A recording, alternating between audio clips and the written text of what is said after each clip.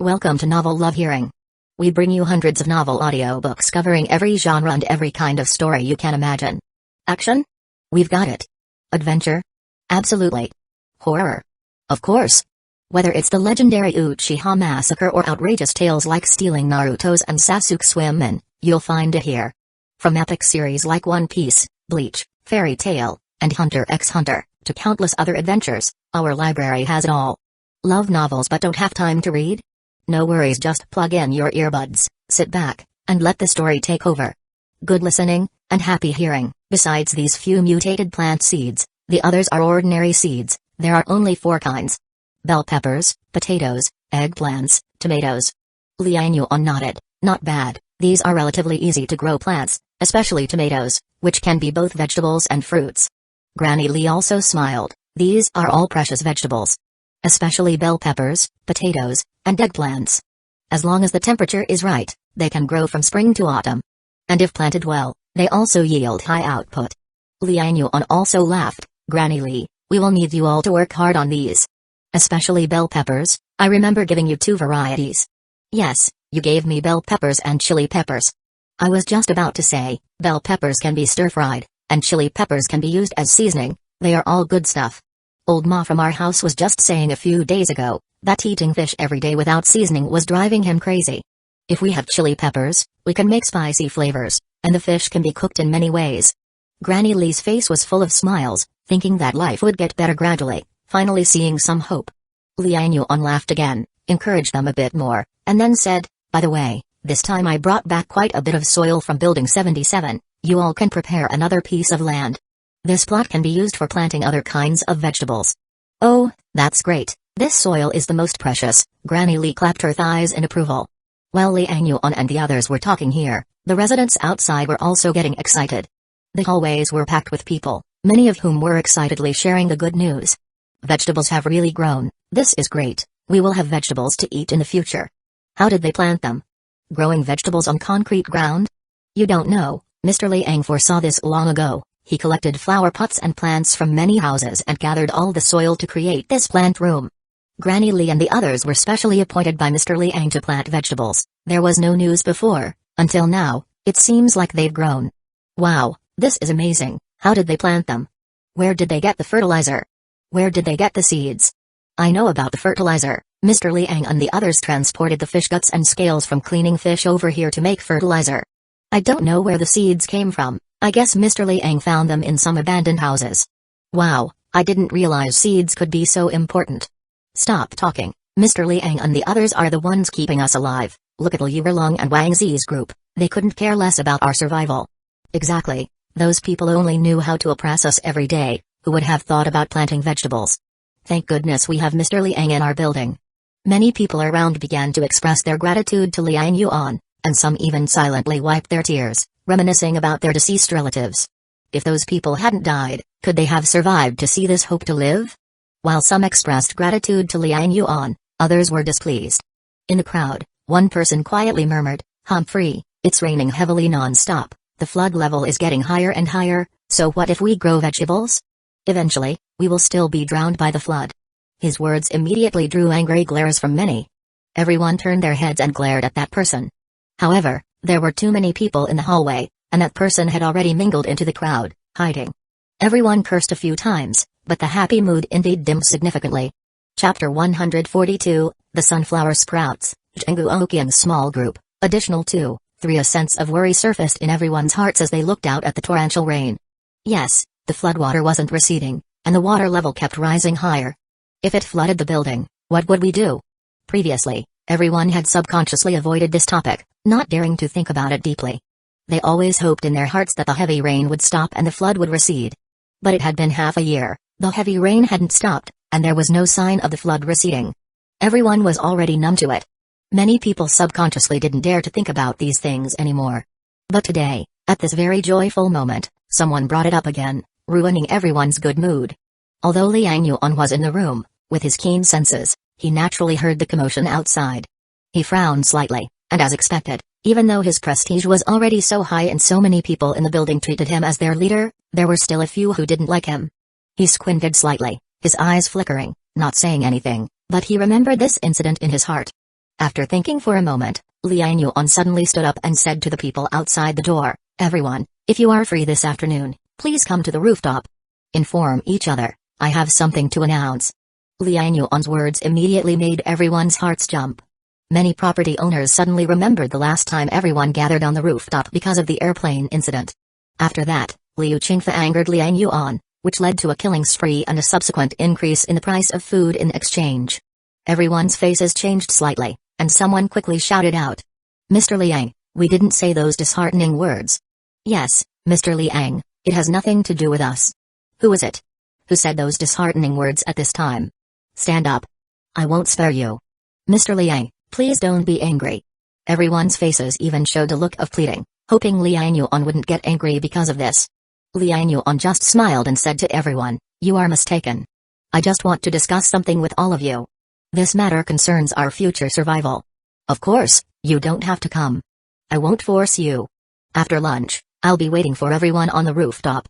In the crowd, a middle-aged man with messy hair looked at Liang Yuan through the crowd, then silently lowered his head and quickly left with the crowd. Before long, he arrived at a room on the 19th floor of Unit 6. He knocked on the door lightly. There was no sound inside.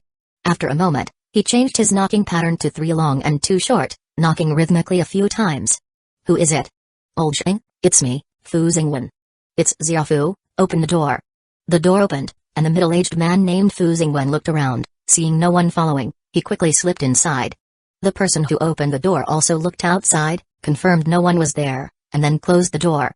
Inside the house, 3 people were gathered in the living room. A woman busy cooking in the kitchen. After coming in, Fu Xingwen said to the people in the living room, "Is there anything to eat? Zhuqin is cooking." "What's going on outside? Why such a commotion?" one of them asked. Fu Xingwen said in a deep voice, "That Liang Yuan, he set up a plant room, and today the vegetables he planted sprouted. Lots of people went to see it." "What? He grew vegetables? Great, does that mean we can have vegetables in the future?" "You're dreaming. Who knows if these vegetables will be available for exchange when they grow?" "Yeah, vegetables are different from rice and flour. Rice and flour can go bad if he keeps them too long, so he's willing to exchange them for fish. But vegetables are different. The yield is limited. He won't have enough for himself, let alone exchange. Old Yang is right. That guy is cunning. Don't forget how he humiliated Old Xing. Old Xing, what do you think?" As they spoke, everyone turned their gaze to an old man in his 50s sitting on the sofa. This old man was none other than Zhang Guoqian, who had tried to use Liang Yuan to deal with Wang Zi's group. After Liang Yuan killed Wang Zi's group, he also killed his niece, Zhang Yuan. At that time, Liang Yuan didn't think about Zhang Guoqian. He was only focused on looting. But Zhang Guoqian didn't forget this. To be honest, he wasn't so emotionally attached to his niece. But this incident made him wary of Liang Yuan. He knew that he had asked Liang Yuan for help using the pretext of rescuing his niece. Yet Liang Yuan still killed her, fully aware that she was Zhang Yuan. What did this mean? It meant that Liang Yuan had opinions about him and had seen through his intentions at the time, showing him no goodwill. So after Liang Yuan took control of Building 75, Zhang Guoqian kept a low profile and hid. And the people here were basically all those who had a grudge against Liang Yuan. Zhu Qin was actually the cousin of Zhu Wen, one of Wang Zi's right-hand men. She had always been a member of Wang Zi's group but rarely showed herself due to being a woman. When Liang Yuan was cleaning up Wang Zi's group, he missed this woman. The 40-something man near Zhang Guoqian was Li Chun, who used to work for Chen Hong. After Chen Hong died, he quickly hid at his relative's place here. Those relatives were Fu Xingwen. The younger one was Fu Tiao, Fu Xingwen's son. As for Fu Xingwen, he wasn't part of Wang Zi's group or Wang Zi's subordinates. But he had a blood feud with Liang Yuan. Previously, he and Kai Zi were trapped in a room by the mutant cat. At that time, Liang Yuan came to rescue them but used one of them as bait, letting the others escape. However, while leaving, Fu Xingwen deliberately left some cans behind, drawing the attention of the mutant cats. At that time, he intended to use the mutant cats to kill Liang Yuan. Honestly, he didn't have a significant grudge against Liang Yuan back then, he was just angry about a few words they exchanged.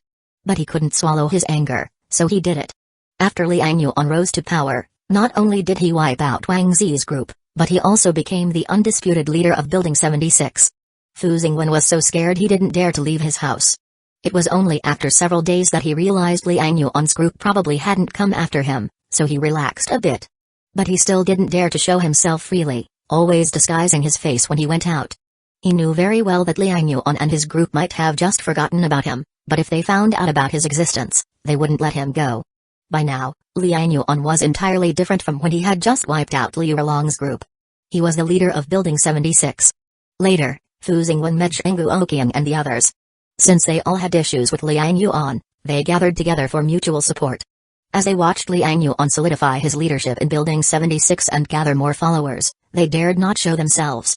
They could only go fishing at night and have Zhuqin and Fu Tiao, the two unfamiliar faces, exchange the catch for food. Over time, their fear of Liang Yuan gradually faded, while their hatred for him grew. Chapter 143, Killing at the Doorstep, Life and Death Crisis. By the way, that guy Liang said there will be an announcement on the rooftop this afternoon. He wants everyone to go. I wonder what it's about. Fu Xingwen said while eating the fish. Zhuqin, a woman in her 30s who still maintained a decent figure, was sitting next to Fu Xingwen's son, Fu Tiao. Fu Tiao's eyes were constantly glancing at Zhuqin's ample bosom. Zhuqin pretended not to notice but sneered coldly in her heart. Both father and son of the Fu family were beasts. As a woman living in a house filled with men, there was no way she could escape the fate of being ridden. So far, all the men had relations with her. Even that old devil Shengu Oqiang had crawled into her bed. Zhuqin didn't care. After witnessing the horrors of the apocalypse, she had made up her mind. If she wanted to survive, she shouldn't care about such things. Her body was her capital. She frowned slightly and said, "What is he going to announce? Is he planning to purge us?" Everyone's expression changed slightly. Shengu Oqiang quickly said, "Impossible. If he wanted to deal with us, with his power, he'd come directly. Why go to such trouble? Then why?" Li Chun wondered aloud. Fu Xingwen said, "All right, Zhuqin, you and my son should go to the rooftop this afternoon and listen to what he has to say. You two are new faces. You haven't had any issues with him. He probably won't recognize you." Zhuqin frowned upon hearing this. But Fu Tiao's eyes lit up. He looked at Zhuqin and immediately said, "All right, I'll go up with Antkin after eating." Zhuqin was stunned for a moment but quickly understood what this boy had in mind when she saw his eager expression. She sneered inwardly but did not refuse.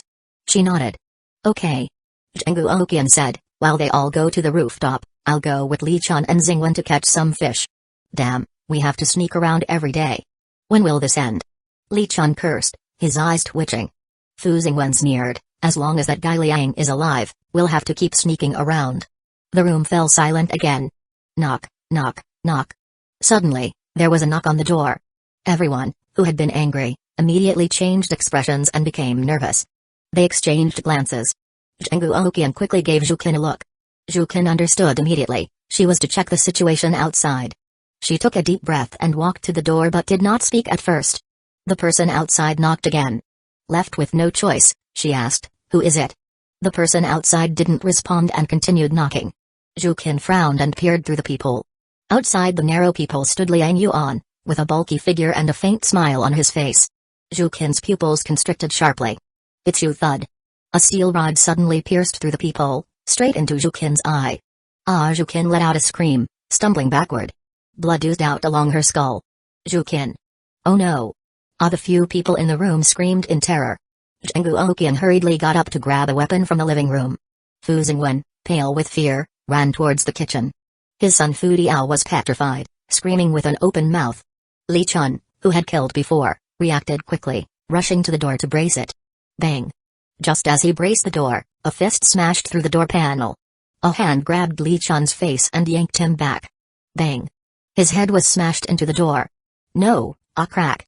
The hand tightened, fingers digging into his flesh. Blood poured out, and his cheekbone was crushed. Li Chun desperately slammed the hand, but it was as solid as a tire. The hand squeezed, and Li Chun's face shattered with a nasty crunch. An abrupt scream echoed as the hand flung him aside. It then found the doorknob and easily opened the door. By then, Shengu Oqiang had returned, wielding a machete. Meanwhile, Fu Xingwen emerged from the kitchen with a kitchen knife. "Who are you?" "Damn, he killed Zhuqin and Li Chun." The two shouted in anger and fear. Fu Xingwen slapped his son to snap him out of it. "Stop screaming and grab a knife."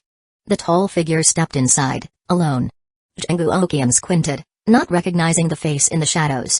"You're finished. The patrol team will be here any minute. Do you know what you've done?" The intruder laughed. "Hey, so you finally realize the benefits of the patrol team? I almost forgot about you rats hiding in the dark, yet you still dare to appear before me. Are you really not afraid of death, or just that stupid?" He stepped into the light, his face becoming clear. Zhenggu Oqiang's anger froze in his expression. His face turned to terror. You! Liang Yuan. It's you, Liang. Fu Xingwen, who had just rushed out, immediately stopped in terror. His son, Fu Tiao, trembled and dropped to his knees. Mercy, Mr. Liang, mercy. Zhenggu Oqiang forced a smile. Mr. Liang, have we offended you? Chapter 143, Killing at the Doorstep, Life and Death Crisis 2. I always considered myself to be a law-abiding citizen. On the rooftop, I was treated like a slave by Yu Erlong and his gang. I really don't know what I did to offend you. Please point out my mistakes, and I'll correct them immediately. He looked sincere, as if he were genuinely apologizing. Liang Yuan smiled, with a hint of sarcasm in his expression. He shook his head slightly and sighed. Zhenggu Oqiang, right? I remember you. Back then, I specially brought you and a group of other old folks down from the rooftop. I thought you would have some courage to confront Yu Erlong. I didn't expect you guys to escape directly to Unit 3. But escaping is fine. You just reappeared after I killed Yu Erlong. While speaking, Liang Yuan walked into the house. When he reached Zhuqian's corpse, he pulled out the rebar that was lodged in her head. You begged me to save your niece, Zheng Yuan. Did you really think I didn't know you were trying to use me to deal with Wang Zi? Although Wang Zi's gang is detestable, cunning old foxes like you are also annoying. Zhenggu Oqiang, I killed your niece, Zheng Yuan. Do you hate me? As Liang Yuan spoke, he was just a few steps away from Zhenggu Oqiang. Zhenggu Oqiang's face was pale, filled with despair. His voice trembled. No, Mr. Liang, I absolutely do not hate you. I know, Yuan's death was her own fault. I've never blamed you. Zhenggu Oqiang pleaded, his face full of desperation. If you're worried that I hold a grudge against you because of this, you've really misunderstood me. Liang Yuan looked at his expression and couldn't help but remark, honestly, with your acting skills, before the Great Flood, you could have been called a veteran actor in the entertainment industry. If I hadn't just heard you discussing your plan, I might have believed you. Zhenggu Oqiang's face suddenly changed. He couldn't believe that their conversation at the dinner table had been overheard by him. How could that be possible? There was a wall between them, and their voices weren't very loud. Thinking this, he assumed Liang Yuan was testing him. He immediately denied, Mr. Liang, I swear I've never said anything about you behind your back. Just ask them if you don't believe me. He pointed at Fu Xingwen and his son. Fu Xingwen and his son shuddered, and the son, Fu Tiao, already terrified, fell to his knees, continually kowtowing to Liang Yuan. Mr. Liang, please spare me, please spare me. I don't know anything, I have nothing to do with this. I've never done anything bad. I haven't robbed or harmed anyone. He cried and begged for mercy. Meanwhile, Fu Xingwen's fear gradually turned into calm. His face was dark, filled with anger, regret, and confusion. He asked in a trembling voice, how did you know we were here? Liang Yuan glanced at him and laughed, you're so dumb. You hold a grudge against me, and you still dare to watch the commotion at the greenhouse. Watching is one thing, but you had the guts to make sarcastic comments in the crowd? When we were hunting the mutant cat, you set me up. I almost forgot about it. I didn't expect you to make yourself known again. Just bad luck on your part. While speaking, Liang Yuan grabbed the rebar and walked toward Fu Xingwen. Regret and remorse flashed across Fu Xingwen's face. If only he had kept his mouth shut in the crowd.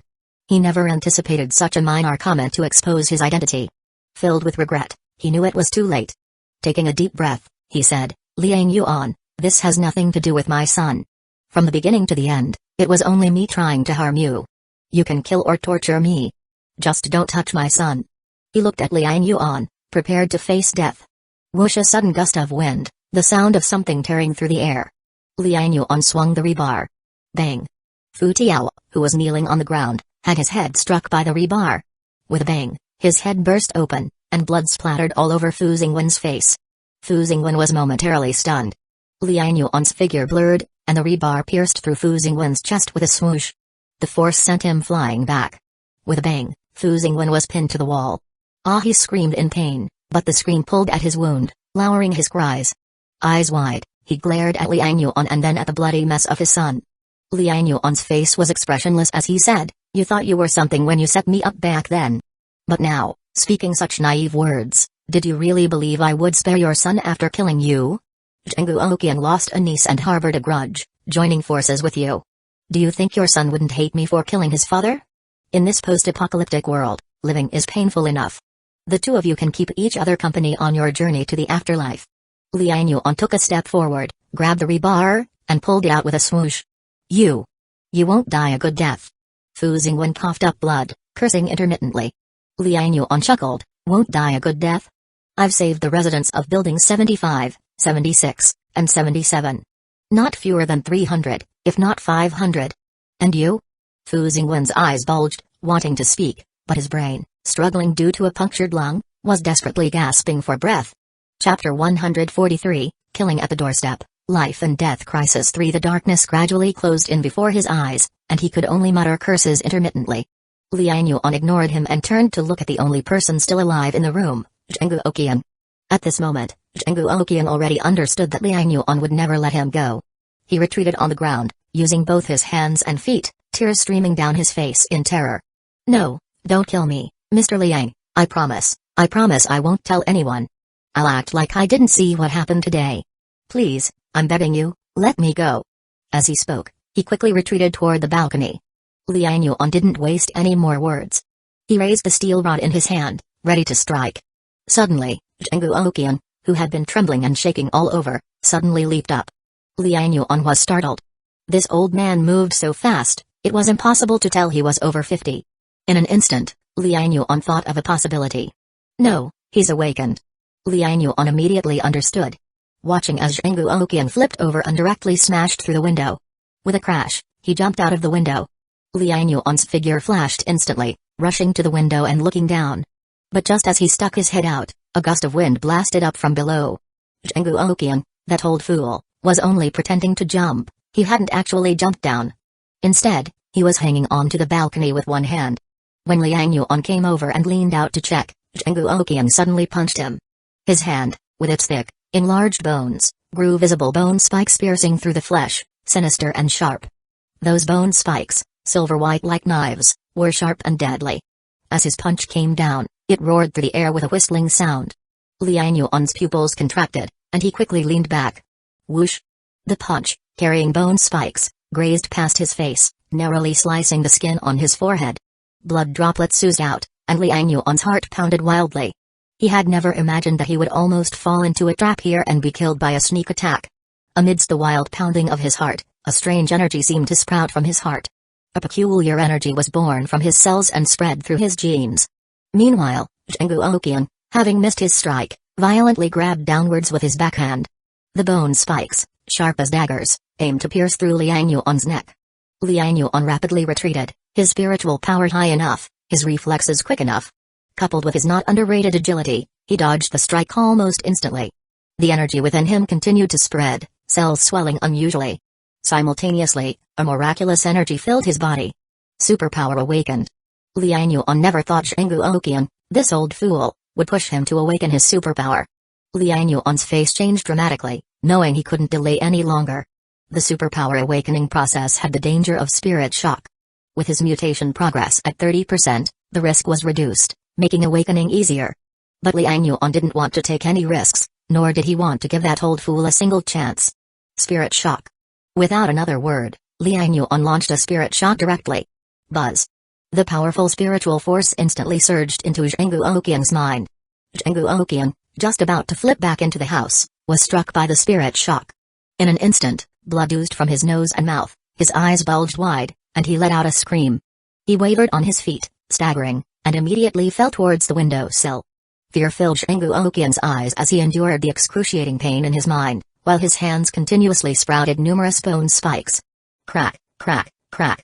Countless bones broke through his palms, spreading and forming grotesque bone arms. He frantically grabbed at everything he could. Crash, crash. The wall skin was torn, the window was shredded. Finally, his fall slowed as he grabbed a window. The massive bone arm swung rapidly. Amidst flailing and swinging, he flipped and leaped into a household. Simultaneously, Liang Yuan rushed to the window, watching with his own eyes as the old man did not fall into the water but jumped into someone's house.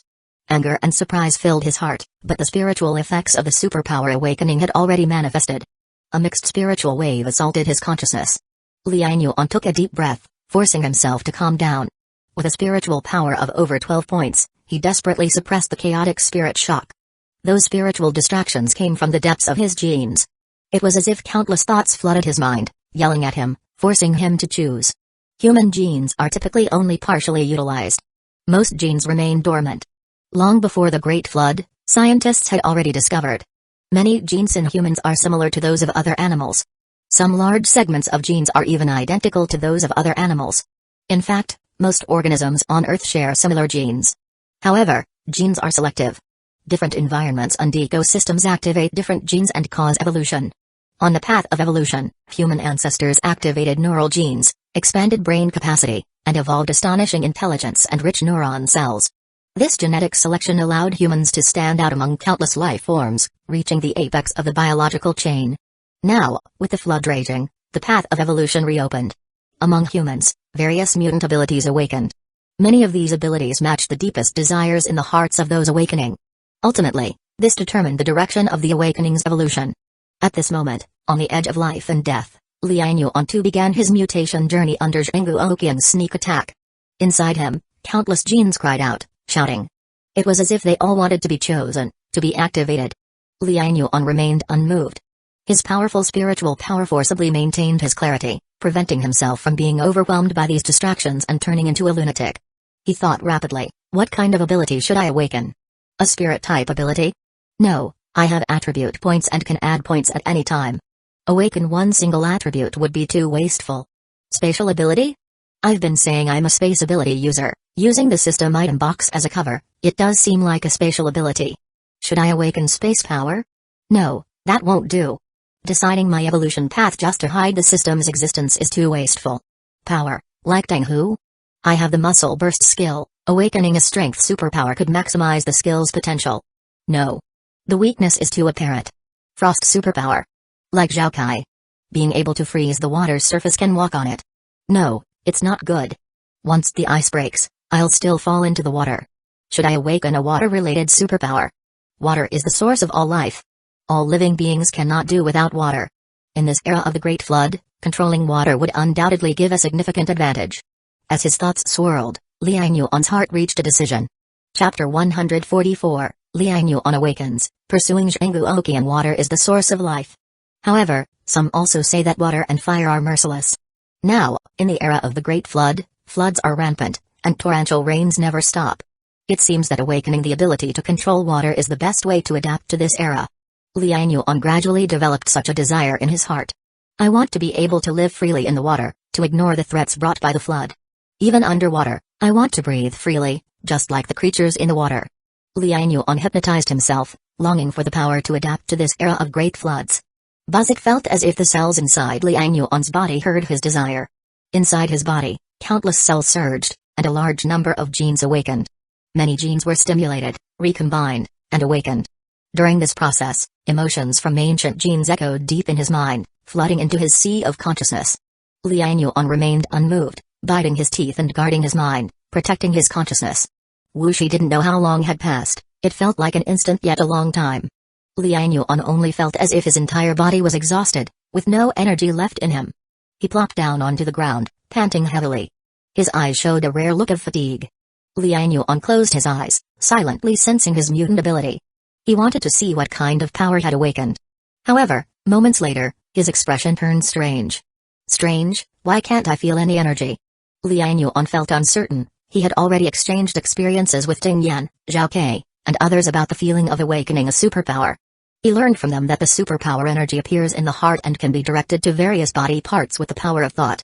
Spirit-class superpower energies concentrate in the brain, mainly using the brain. However, Lianyuan felt neither superpower energy in his heart nor growth of spiritual power in his brain. His heart was shocked, suddenly thinking of something. System, open the attribute panel. If he couldn't sense it himself, the system's attribute panel would certainly reveal it.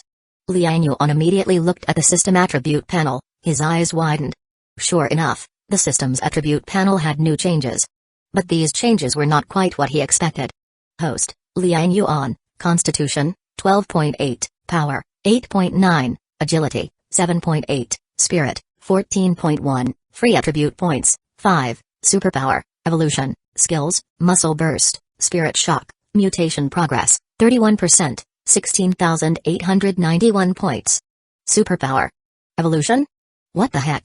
Lianyuan was stunned, doubting if he had misread it. His deepest desire was adapting to the flood environment, ideally controlling water. What on earth is this evolutionary superpower? He focused his consciousness on it, studying it carefully. Superpower, evolution. You will rapidly evolve unique body structures in different environments to adapt to the current environment. Liang Yuan's gaze froze slightly. So, my desire to adapt to the era of great floods led my body to awaken this skill? Liang Yuan felt speechless. The situation was quite absurd. This evolutionary superpower sounds much weaker than controlling plants or frost powers. He shook his head, forcing a bitter smile, but then thought of the escaped Zhengu Oqian. His heart tightened.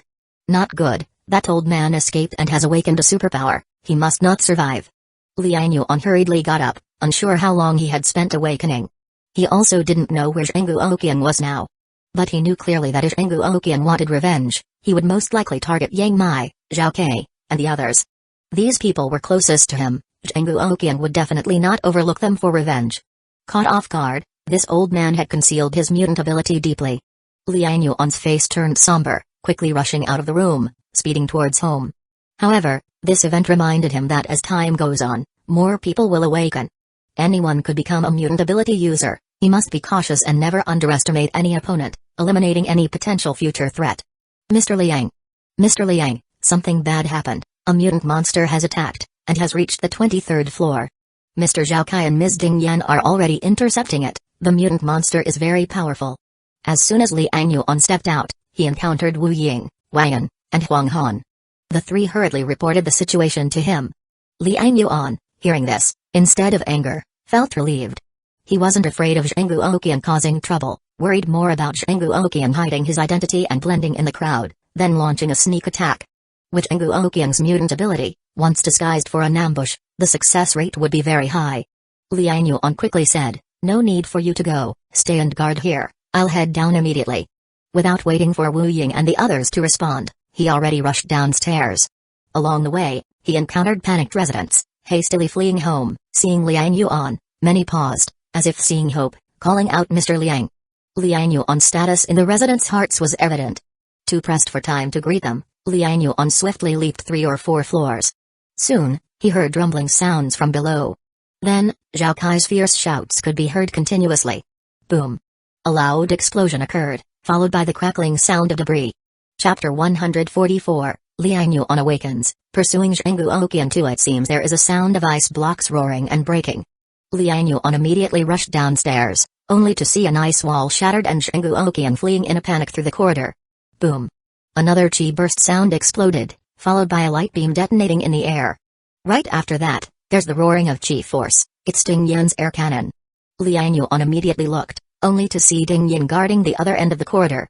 They were at each end of the corridor, trapping Zhengu Oqian, whose body was covered in bone spikes. Zhengu Oqian hurriedly blocked with his arms. Bone spikes rapidly gathered on them, forming a large bone shield.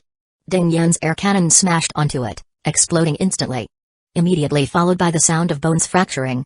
Cracking sounds continued as the bone shield shattered, but soon new bone spikes grew out rapidly, replacing the broken ones.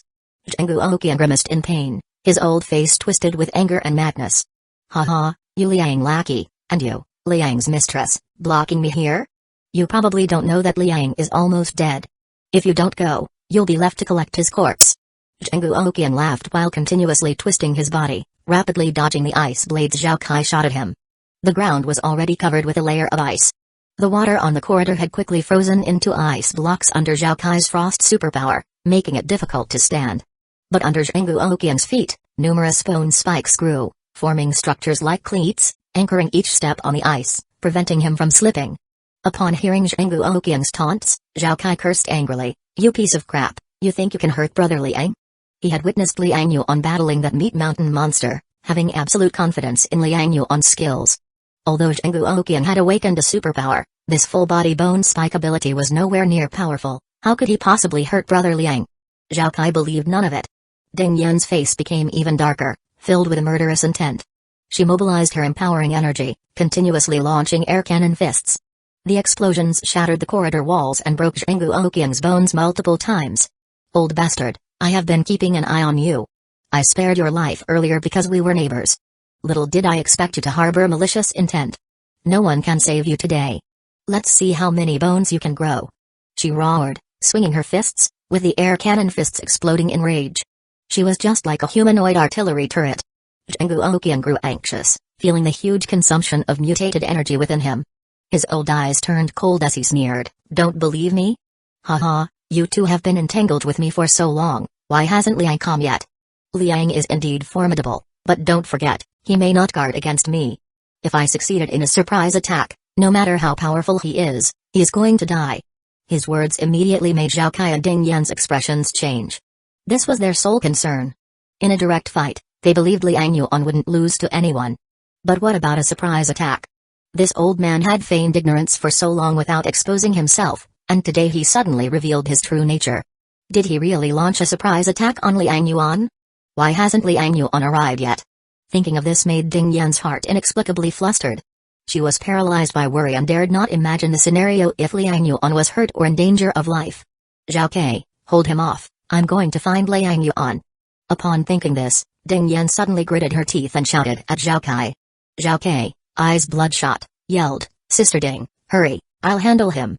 Zhengu Oqian, who was being suppressed and forced to retreat, was instantly delighted upon hearing this. While he might not defeat Zhao Kai, there was hope in escaping under Zhao Kai's pursuit. Ding Yan quickly retreated, intending to leave and find Liang Yuan. Zhengu Oqian seized the opportunity to charge in Ding Yan's direction, attempting to escape through the corridor where Ding Yan was. Zhao Kai roared and chased after him. Suddenly, Zhengu Oqian's fleeing steps halted sharply, and he turned, throwing a fierce punch at the pursuing Zhao Kai. Whistle. His arm, covered in bone spikes, suddenly had a massive bone spike break free, shooting out like a secret projectile. Zhao Kai was shocked, evidently not expecting Zhengu Oqian's bone spikes to detach and attack him like hidden weapons. He hurriedly stopped, pushing out both hands, rapidly forming an ice wall. With a loud bang, the ice wall was pierced and shattered by the bone spike. Immediately followed by a figure lunging at him. Zhengu Oqian. This old man was incredibly fast. Zhao Kai was stunned, hurriedly retreated, and frost surged from his hands, transforming into numerous ice blades thrown out. Bang bang bang. Zhengu Oqian's arms turned into bone shields, resisting the ice blades, frantically rushing forward. Within just a few breaths, he had closed the distance with Zhao Kai. One of his hands suddenly reached out, bones elongating, his arm seemingly growing substantially. His 5 fingers hooked, the pale bone claws looked like terrifying spikes, grabbing at Zhao Kai's face. Fierce and ruthless. Zhao Kai was furious and surprised, not expecting Zhengu Oqian to be so brave and cunning in battle, despite his old age. At this moment, Zhengu Oqian's body was filled with bone spikes, his arms had undergone significant bone growth, flat and huge like shields. However, his finger bones were sharp like blades, immensely fierce and vicious. In the close combat, Zhao Kai found himself at a disadvantage, being forced to retreat step by step. Chapter 144, Liang Yuan Awakens, chasing down Zhengu Oqian 3. His heart was anxious, and in his shock and anger, he frequently exploded with his frost superpower, releasing large swathes of ice fog. Layers of frost rapidly covered Zhengu Oqian's exposed bones. Although the proliferated bones had no sensation of pain, it did affect their hardness, making them more brittle. After several attacks, the degree of bone fragmentation became increasingly severe. Zhengu Oqian's face remained unchanged, but inwardly he was anxious. Damn it, Liang's lackeys are too many. If I keep dragging this out, I will be finished sooner or later. I must leave this building as soon as possible. Zhengu Oqian understood that his only way out now was to leave here immediately. In Building 76, if Liang Yuan was not dead, he had no way to escape. Only by escaping here would he have a chance to survive. But the only way to leave was through the cableway on the rooftop. He thought about escaping through the water. But the tragic state of Zhang Lanjuan's family was still vivid in his mind, and he didn't dare go into the water. So he could only rush to the rooftop and leave via the cableway. No more entangling with him. Thinking of this, Zhengu Oqian suddenly crouched down and then gave a fierce kick with his leg.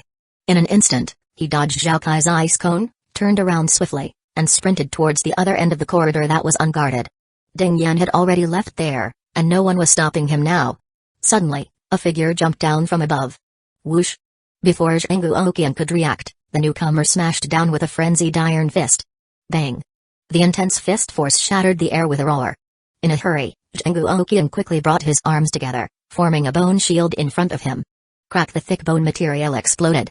The terrifying fist force of the attacker was as violent as a bulldozer. Zhengu Oqian was instantly knocked against the wall like a tattered sack. The wall cracked, the outer layer continuously falling off. The bone spike on his back scraped against the wall, diverting some of the force. But even so, Zhengu Oqian's lungs were injured. Cough, Cough, cough. Zhengu Oqiang started coughing violently, a trace of blood coming out. A look of disbelief appeared on his face. Who is it? He looked up, and his face changed dramatically. The person who had jumped down from the stairs was none other than Liang Yuan. Liang Yuan's eyes were cold as he retracted his fist. Almost got overturned in the ditch. You old bastard almost escaped. Despair appeared in Zhengu Oqiang's eyes. The next moment, ignoring everything else, he endured the pain in his lungs and quickly climbed up. Without saying a word, he turned around and rushed towards the edge of the corridor. In everyone's eyes, Zhengu Oqiang didn't hesitate for a moment and leaped forward. Whoosh! The fierce wind howled by his ears, and the torrential rain pummeled down. Liang Yuan rushed to chase him, but he was a step too late, watching Zhengu Oqiang leap towards the lake. Zhao Kai also rushed over, and upon seeing this, he was initially pleased and shouted, "Brother Liang, are you okay?" Liang Yuan didn't speak. Instead, he said, "I'm going after him." It turned out that Zhengu Oqiang hadn't really fallen into the water. Instead, he jumped to a position around the 16th floor below and then used his bone claws to grab a nearby corridor, forcibly slowing down. At this point, how could Liang Yuan let this old bastard go? He immediately turned and jumped down from the corridor too. Whoosh! The wind howled by his ears. Liang Yuan's heart raced, thinking it would be great if he could fly.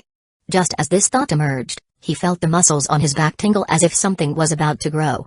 He was startled, and before he could feel the change carefully, he had already stretched out a hand and grabbed the edge of the 16th floor corridor.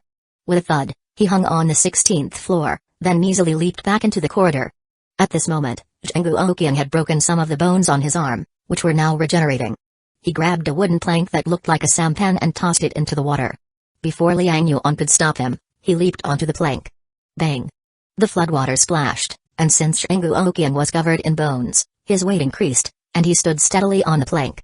He then activated his superpowers, and the proliferated bones on his arms turned into paddle-like bone structures, furiously paddling to quickly escape the building. Liang Yuan stood there, his eyes filled with killing intent.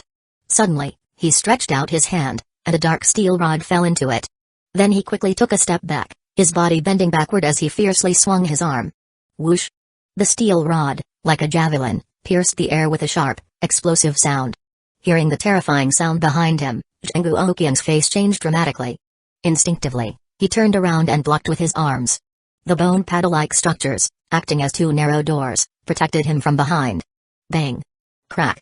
The steel rod instantly pierced through his bone arm, then split open with a crack. The steel rod carried an unparalleled, terrifying force, directly penetrating Zhengu Oqiang's arm and continuing toward his face. Zhengu Oqiang's face changed, and he quickly turned his head to the side. Splurt! The steel rod grazed past his ear, shredding half of it, and with a plop, it plunged into the water. Half of Zhengu Oqiang's ear was bloody and mangled, his face filled with terror. He looked in disbelief at Liang Yuan, who had retrieved another steel rod. How does he have such terrifying power? Could it be that he is a strength-type superpower user?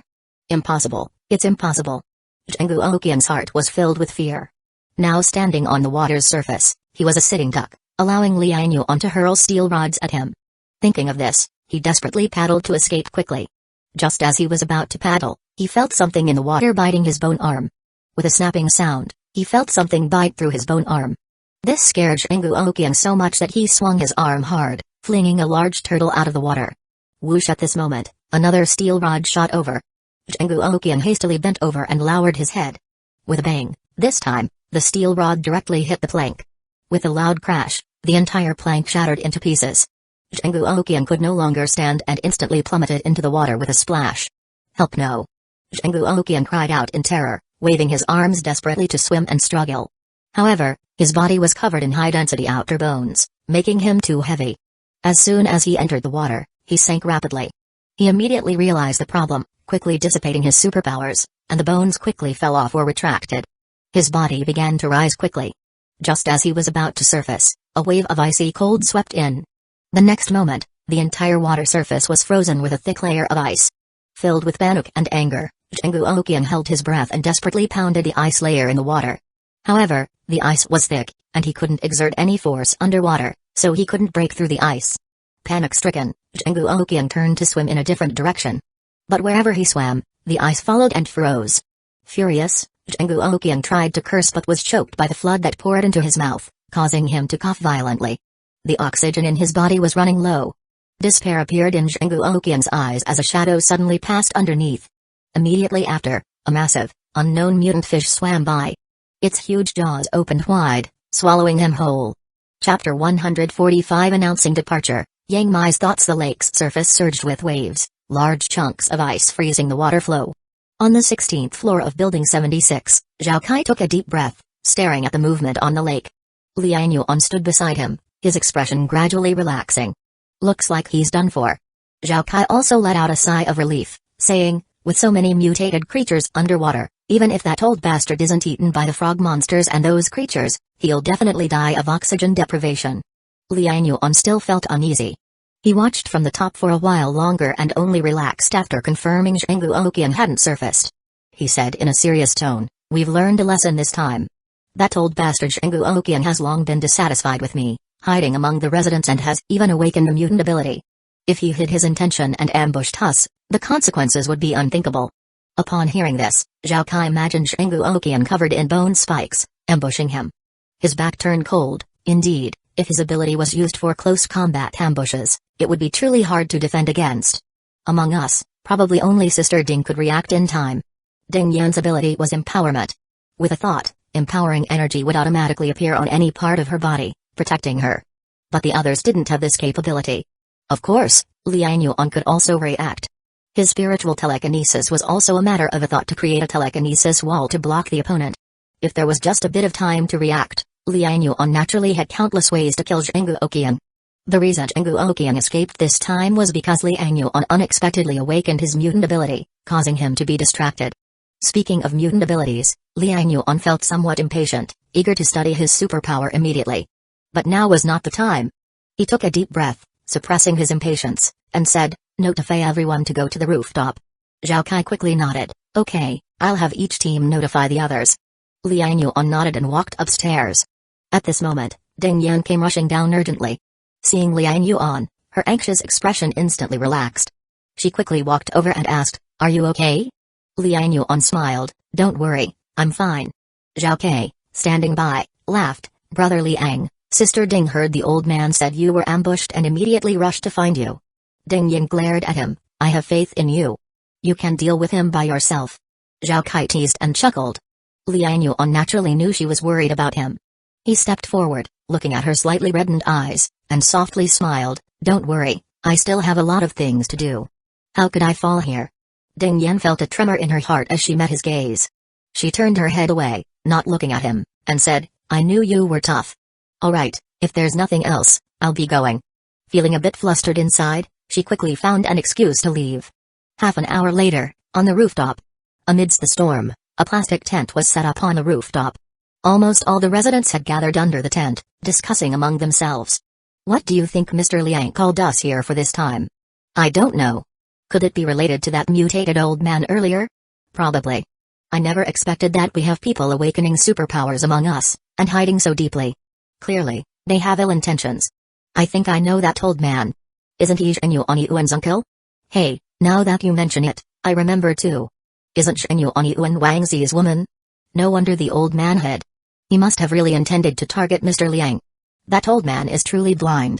Mr. Liang is far stronger than Liu Erlong and Wang Zi. Targeting Mr. Liang is just looking for trouble. Hey, do you think Mr. Liang is upset about this and called everyone up here to raise prices? Huh? Really? What's that got to do with us? We don't even know Zhengu Oqian. Exactly. This has nothing to do with us. If Mr. Liang raises prices because of this, it wouldn't be fair. Remember last time with Liu Qingfa? It wasn't our problem, but the prices were raised. So, are we just innocent victims again? Yeah, this isn't right. How can this be allowed? Many people started murmuring, with many suspecting that Liang Yuan intended to raise prices again. The last time with Liu Qingfa, Liang Yuan had used the opportunity to raise prices. Now with this incident involving Zhengu Oqian, everyone couldn't help but connect the dots again. After waiting for a while, Liang Yuan soon came up with Old Ma, Kaizi, Ding Yan, Zhao Kai, and others. Alongside him were members of various patrol teams. This group consisted of more than a dozen people, many of whom were also mutant ability users. The previously indignant residents immediately fell silent. Everyone looked towards Liang Yuan and his group. Liang Yuan, confident in demeanor, didn't feel uneasy under everyone's gaze. With his enhanced attributes, especially his significant increase in the spirit attribute, his aura had long surpassed that of ordinary people. At this moment, his presence was the strongest among them all. Liang Yuan stood still as the others lined up below, maintaining order. He scanned the crowd and slowly began, "Everyone, the reason I called you here today is to inform you of an important matter. It's been raining for half a year now. The water level of the flood is rising day by day. I remember half a month ago, the water level was only at the 11th floor. Now it has risen to the 14th floor." Chapter 145 Announcing Departure. Yang Mai's thoughts too: if things continue like this, none of us can be sure if the water level will rise to the 32nd floor. So we plan to relocate to higher ground in Yangshan and Maishan before the flood completely inundates our area. Today is the date to inform everyone, to see if anyone is willing to join us. Anyone interested can register with their respective patrol team captains. I'll say this up front, there are many mutated creatures underwater, and they could attack our rafts at any time. So this journey is destined to be dangerous. I cannot guarantee your safety. If you decide to come with us, you must be prepared for this. You can discuss your decision with your family or team up with close friends. My raft can only carry about 60 people at a time. People will board the raft according to the order of registration. Additionally, starting today, the exchange rate for fish to food will double. Previously, 10 fish could be exchanged for a cup of rice or flour. Starting now, 5 fish will be enough for the same amount. That's all. If there are any questions, you can ask me now. After Liang Yuan finished speaking, the crowd below burst into a heated discussion. This news was truly shocking. They're leaving the building? Are they crazy? Those mutated creatures underwater are man-eaters. Sun Da's family just died, didn't they see it? How can they fend off those hordes of mutated jellyfish? If they want to leave, let them. I'm not leaving. Who says the flood will rise? Maybe in a few days, the sun will come out. Yes, I'm not leaving. The water is too dangerous, I'm staying. No, I think Mr. Liang has a point. Just think, the flood keeps rising, the lower floors will definitely be uninhabitable, and everyone will have to rush upstairs, but there are only so many rooms, not nearly enough. Even if there aren't enough rooms, I'm not leaving. I can live in the hallway, I've done it before. What if we die in the water after leaving the building? Exactly, at least in the building, we can hold out for another month or so, and maybe the national rescue will arrive by then. Are you all stupid? If Mr. Liang leaves, where will you find food? Are you planning to eat fish alone forever? Mr. Liang and his group are mutant ability users, not like Sun Da's family. They should be able to handle the monsters in the water. Why insist on leaving? We have fish to eat, and the plants in the greenhouse are growing vegetables. Why take the risk to leave? Some residents didn't want to leave, while others, thinking long-term, considered the issues of the rising flood, inadequate living space, and food scarcity. For a moment, people kept discussing, and the differences were significant. After waiting for a while, a man finally raised his hand and shouted, "Mr. Liang, if you leave, will the greenhouse stay?" This person voiced a concern shared by everyone, making them all look at Liang Yuan. Liang Yuan remained calm. "Yes, I will leave you the seeds, you can continue to plant." The greenhouse was just one of Liang Yuan's attempts. His main goal was to cultivate mutated sunflowers. Now that the mutated sunflowers have grown, he only needed to take them. Other vegetables were not a concern for him. His inventory had plenty of vegetables and seeds. If they could reach Yangshan or Maishan, there definitely wouldn't be a shortage of soil. One could grow anything. His words made quite a few people present breathe a sigh of relief. With the greenhouse still there, everyone could plant something, at least some potatoes to maintain carbohydrate intake. Seeing someone ask a question emboldened others. Immediately another person raised their hand. "Mr. Liang, if you leave, can we occupy your empty rooms if we don't go?" Liang Yuan nodded again. "Yes, you can choose rooms freely when we leave. But I must remind you, once we leave, maintaining law and order will be up to you. Don't let another year-long situation occur. At that time, it won't be my responsibility." With this remark, many people's faces changed, showing some fear. They suddenly remembered that Liang Yuan's presence for them was not just about exchanging mutant fish for food, but also the stability of the building's order. Once Liang Yuan took away a batch of people, would there be another outbreak of chaos without anyone to maintain order? For a moment, many recalled the grim situation when Wang Zi's gang and Liu Erlong's gang controlled the building, feeling fearful. "Mr. Liang, can you not leave? Can't we all stay here? Maybe in a few days, the national rescue teams will arrive." "Yes, Mr. Liang, those mutated creatures underwater are very dangerous, why risk it?" Some timid residents started to persuade Liang Yuan. Liang Yuan remained unmoved, simply saying, "Any other questions? If not, the meeting is adjourned. Let me give you a heads up. I don't have much food left, Staying here means only waiting to starve. Leaving now, once we reach Yangshan or Meishan, we can find land to plant on the mountains, which means true survival. Staying in the building seems safe, but it's actually boiling frogs in warm water. Think it over carefully. I won't leave for a few days, you still have time. Chapter 145 Announcing Departure. Yang Mai's thoughts through. Liang Yuan finally waved his hand, dismissing the team. Everyone looked complicated, each with their own thoughts as they went home. Many people gathered in twos and threes, discussing this significant news. This concerned everyone's fate, so naturally, decisions needed to be made carefully. After the notifications were done, Liang Yuan also turned and went home. Yang Mai had prepared the meal early, waiting for Liang Yuan to return home. Looking at the full table of dishes, Liang Yuan felt a heartfelt appreciation. This is what home feels like, but unfortunately, soon, they would be leaving.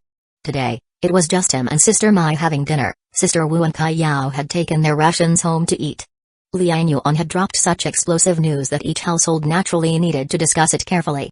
Even the old pals who had long decided to follow Liang Yuan were anxious, and naturally, couples and families needed to express their feelings to each other. What are you thinking about?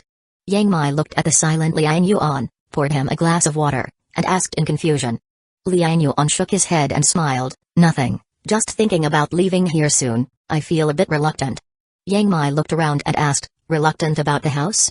Liang Yuan sighed. Yes, this was the first house in my life. I scrimped and saved for a long time for the down payment, and back then, the loan almost suffocated me.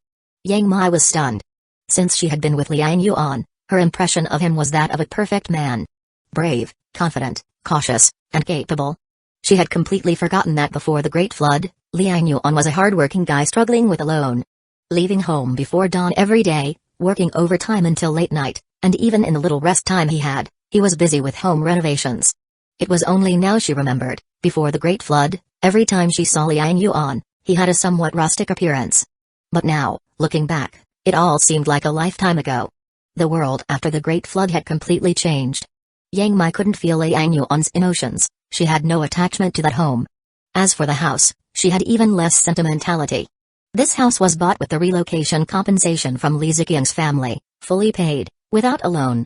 She had never put much thought into the house. Because her family was also from the area, and after the relocation, they also had several houses. Liang Yuan sighed inwardly for just a moment, then shook his head and smiled. This house, I bought with great effort for the down payment for the wedding. But after burdening myself with a huge loan, it actually scared away my former girlfriend. Yang Mai couldn't help sitting beside him, holding his hand tenderly. She didn't understand you. If she met you now, she would definitely regret it. You are better than any man, and I'm lucky to have you. She gently leaned on Liang Yuan's chest, listening to his strong heartbeat, filled with a sense of security. Liang Yuan chuckled and shook his head. If it was before the Great Flood, no one would think I was excellent. At that time, security came from money, not from anything else. Yang Mai thought for a moment, and it seemed to be true. At least before the Great Flood, she had never paid attention to Liang Yuan, her neighbor. Every time she saw him in the elevator, they just exchanged a glance, and occasionally nodded, but never interacted. Who would have thought that one day she would be lying in his arms? The two quietly embraced, listening to the sound of wind and rain outside. Between them, they found solace in each other's company and emotional support. Yang Mai had never felt her heart so at peace. If Meishan really becomes stable, can you give me a child? Yang Mai suddenly looked up, her gentle and beautiful face filled with a hint of expectation. Liang Yuan was taken aback, not expecting her to suddenly ask this question. He had never considered this before. In the face of the Great Flood, surviving itself was already difficult, and most people probably didn't have the idea of having children. He couldn't help but ask, why do you suddenly have this idea? Yang Mai leaned against him and whispered, I'm a few years older than you, almost 30. If I don't have children, it might become even harder in the future. Besides, if I'm with you and can't give you a child, I'm a bit scared. Liang Yuan was shocked. Scared? Yes, scared that I'll get old and out of shape, and then you won't want me. At this, her eyes suddenly turned red, and tears began to fall. She knew these thoughts were not just her own wild imaginings.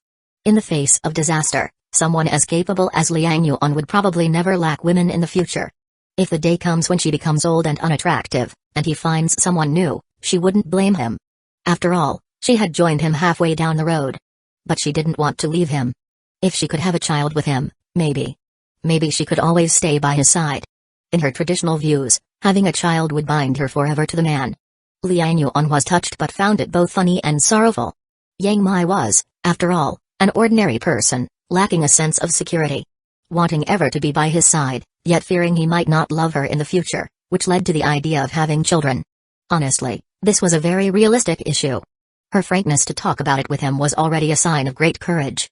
Liang Yuan gently patted her rounded buttocks. What are you daydreaming about? In my heart, you will always be the most beautiful. How could I ever not want you? Yang Mai's face flushed, her eyes filled with affection. I know you treat me well. But you also know, you are a mutant ability user now, your stamina is increasing, I simply can't keep up. I can't fulfill even the basic duties of a wife. Seeing you suffering every night, I feel so guilty. But my body is not strong enough to serve you well. I've thought it through. Rather than letting you seek some unclear women outside, why not let me find someone suitable for you? Tell me, do you like Ding Yan, or Song Wen? Or do you like both? I will think of a way to match you up. Liang Yuan was stunned, looking at Yang Mai in disbelief. Was this beautiful woman really the same traditional lady he knew? Chapter 146 The True Function of Superpower Revolution. Stop overthinking. F. Ariadnov_ll.com. In the bedroom, Liang Yuan ruthlessly disciplined Yang Mai. Sister Mai was so thoroughly reprimanded that she no longer had the energy to ponder those bizarre questions. She lay limp in Liang Yuan's arms, absolutely unable to keep her eyes open, and fell asleep from exhaustion. Liang Yuan shook his head, but couldn't shake off Sister Mai's earlier words. Ding Yan and Song Wen? How did she know what those two women were thinking? Could it be that the two of them had confided in her? Liang Yuan couldn't help but be puzzled. Ding Yan liked him, that was for sure. Normally, Ding Yan never concealed her fondness for him, so it was understandable that Sister Mai had noticed. But when did Song Wen also become suspect in Sister Mai's eyes? He had hardly been alone with Song Wen lately. The last time they met was in the plant room.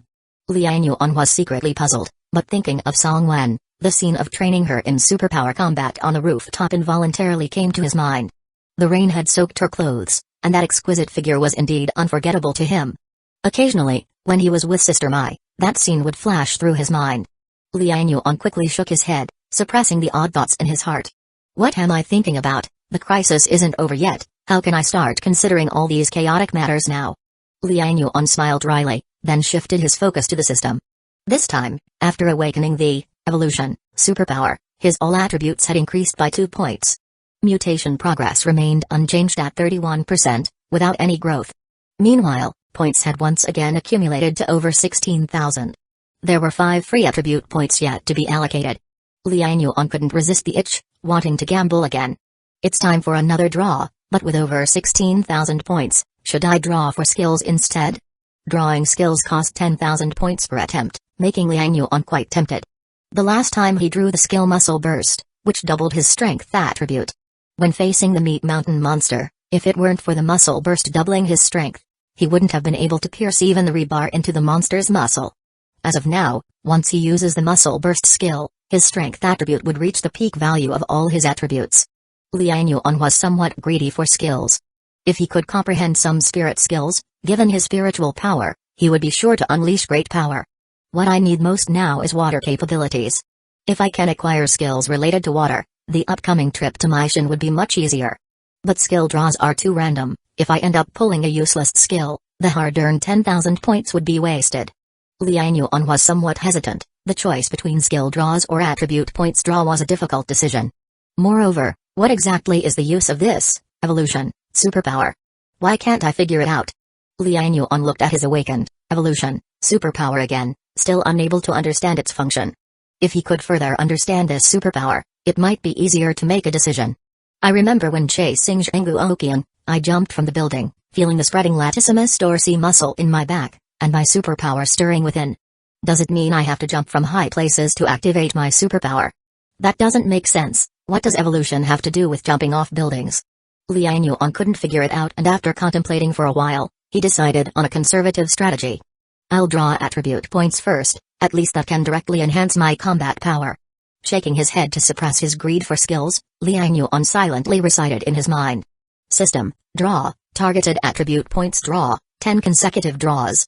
Ding, drawing in progress.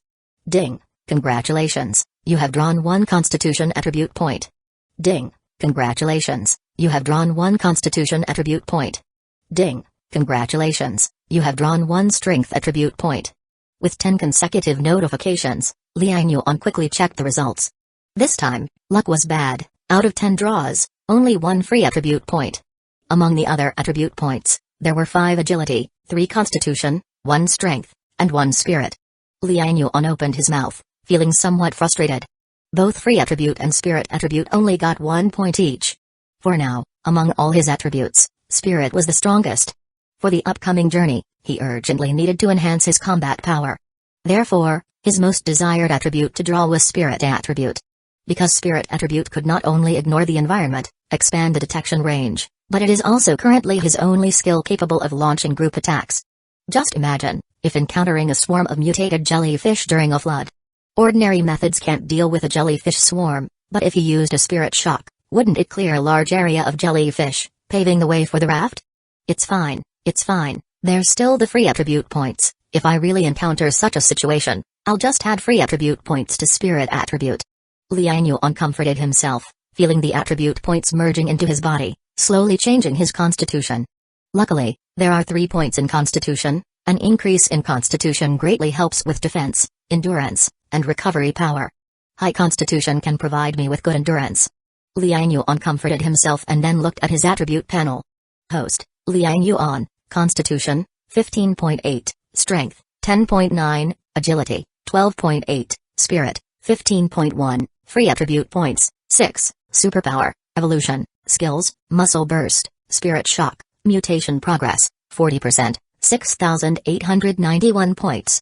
I didn't expect that among all attributes, constitution would now be the highest. Liang Yuan laughed wryly. Also, the previously lagging agility attribute had surprisingly caught up.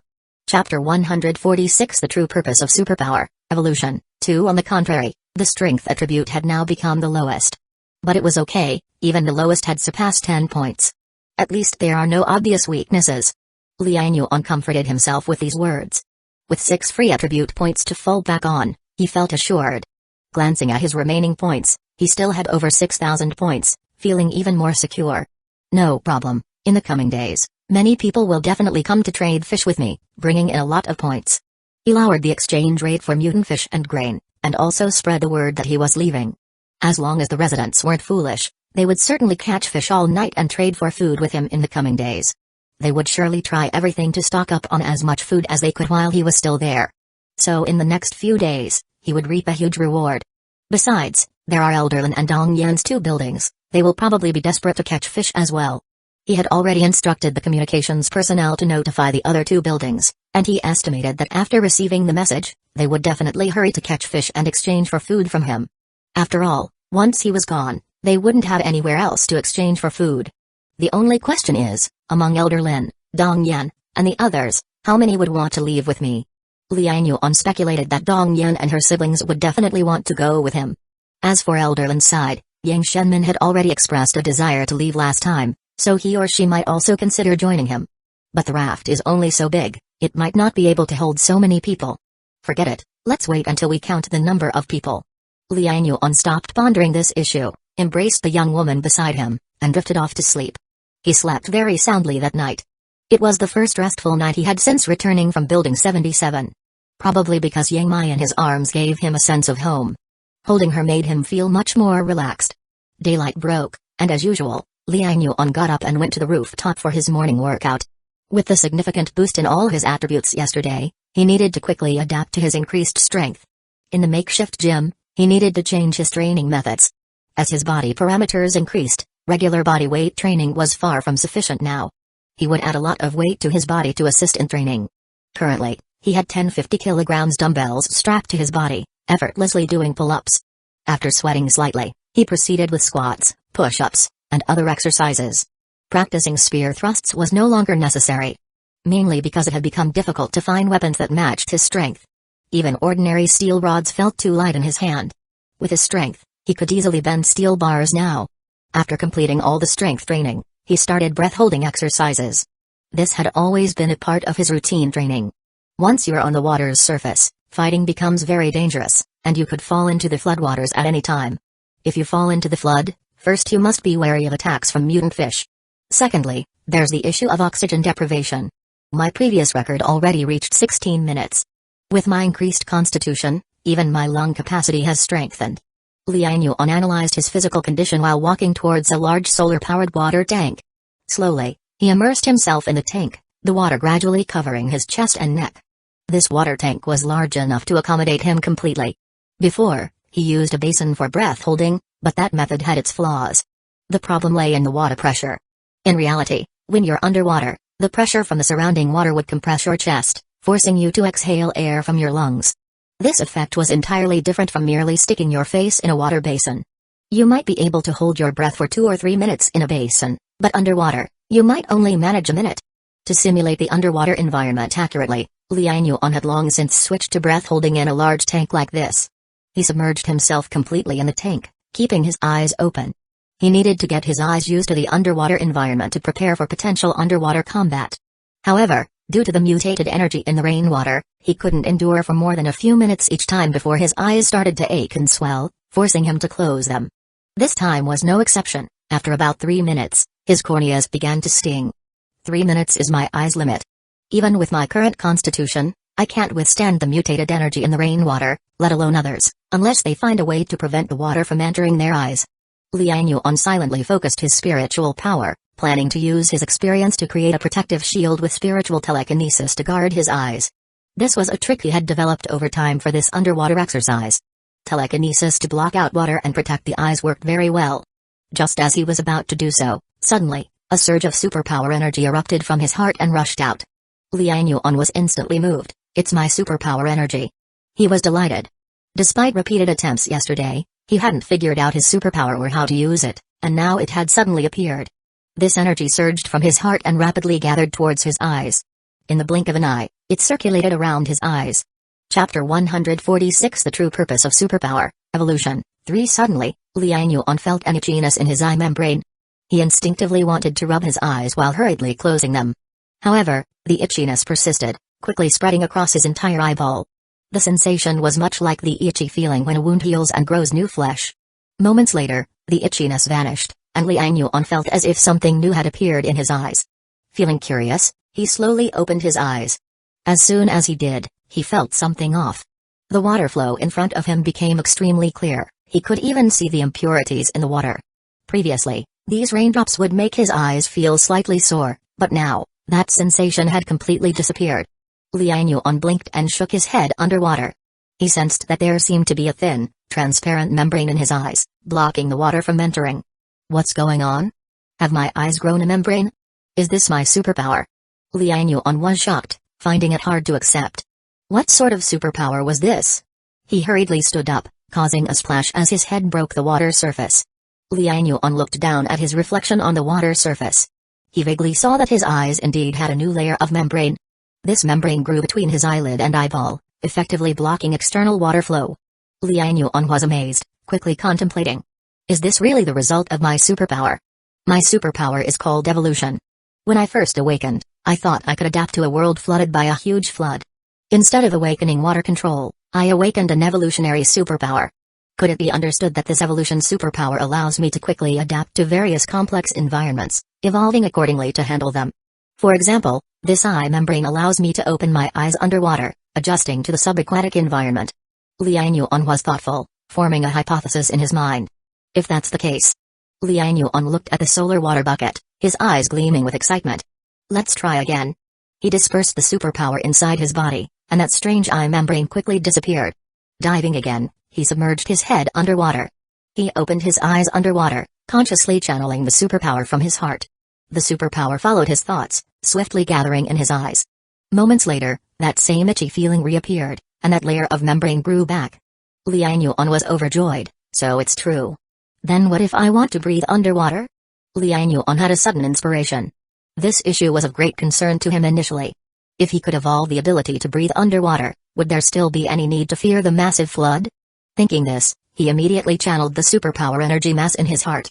He constantly suggested to himself in his mind that he needed to breathe. He tried to open his mouth to breathe, but a large amount of water immediately rushed into his nose and throat. As water filled his lungs, he began coughing incessantly. He forcefully suppressed the urge to surface immediately, holding his breath underwater. The oxygen in his lungs rapidly depleted, and his face turned bright red. With the decreasing oxygen level in his blood, he started feeling the suffocation. Breathe. I need to breathe. He screamed in his heart, the superpower in his heart pulsing, coursing madly through his body. Suddenly, it seemed to find a direction, all rushing toward Liang Yuan's lungs. As the superpower flowed into his lungs, Liang Yuan felt that strange itchy sensation there. He was thrilled, persisting on holding his breath. The itchiness quickly spread, transmitting to the area behind his ears. He suddenly felt the skin behind his ears rapidly splitting open. Immediately following, he felt a gas enter the slit behind his ears, quickly flowing into his lungs. Liang Yuan was ecstatic and overjoyed. Breathing. I can breathe now. Liang Yuan instinctively opened his mouth, releasing a stream of bubbles. Not only could he breathe underwater, but he could also speak. Although the vibrations of his vocal cords created bubbles, distorting the sounds, his voice indeed transmitted. However, compared to how sounds travel in the air, there was more noise and the transmission was less effective. Even so, Liang Yuan was buoyed by excitement. So this is how it is. My superpower evolution allows me to evolve the necessary organs to adapt to any environment, significantly enhancing my survival rate. Although this ability doesn't seem to offer much in terms of combat power. In terms of survival, this ability is virtually invincible. For combat, I can add attribute points directly. The attribute panel is essentially another comprehensive superpower for me. I can switch from power mutant ability user to speed type mutant ability user. If my physical attribute is high enough, I might even serve as a defensive type mutant ability user. Regarding attack power, having the attribute panel means I wouldn't be outmatched by anyone. The superpower I awakened increases my survival ability rather than my attack power, which is simply perfect. Liang Yuan felt joyful, very satisfied with this ability. Though he didn't awaken any water-related superpower, now he could freely enter underwater. With the evolution superpower, he could stay underwater for any length of time. The massive flood can no longer hinder me. He slowly rose and looked at his reflection on the water surface. He gently pulled back his ear and saw in the water that indeed, there was a slit behind his ear. Inside the slit, there seemed to be an organ resembling gills. This was exactly what the evolution superpower had evolved to allow him to breathe underwater. Liang Yuan slowly calmed the superpower energy in his body, and the physical alterations quickly regressed, restoring his original appearance.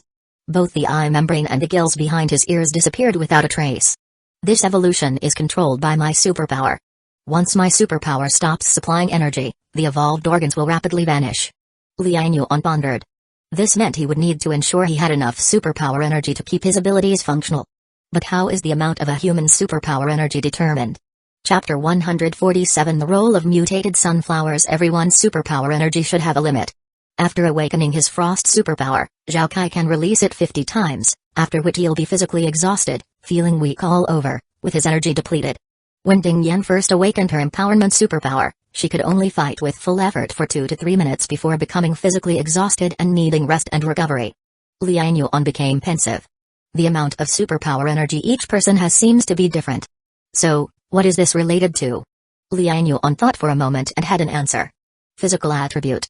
He immediately understood that the 4 major attributes are constitution, power, speed, and spirit. Each corresponds to different states of the human body. Constitution encompasses not just immunity and resistance. It also concerns defense power and recovery power. The higher the constitution, the stronger the recovery power. When physical strength is depleted, someone with a higher constitution recovers faster. It's like when a young person and a middle-aged person both stay up all night. The young person can sleep for a bit and bounce back, but the middle-aged person might need 3 days to recover, feeling languid. This is the difference in constitution. If we consider superpower as a form of the body's energy, then when it's depleted, the higher the constitution, the faster the recovery. So, the higher the constitution, the more superpower energy? Liang Yuan speculated but soon shook his head, dismissing this idea. Not necessarily. The 4 major attributes each correspond to different superpower users. If someone awakens a superpower related to constitution, would they have an endless amount of superpower energy? Obviously not. A high constitution just speeds up recovery, it shouldn't determine the total amount of superpower energy. So, what is it then? Liang Yuan frowned and glanced at his attribute panel. Suddenly, his eyes focused on the mutation progress section. It's this. Mutation progress.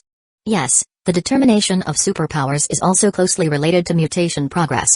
Everyone ate mutant fish at the beginning, but even when facing life and death crises, they didn't awaken mutant abilities.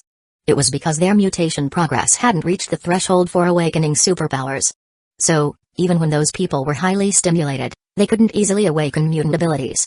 Only when the mutation progress reached a certain threshold, maybe 10% or 20%, did they awaken mutant abilities.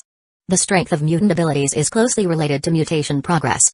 Liang Yuan immediately confirmed that the key factor affecting the amount of mutated energy in the body was indeed this mutation progress.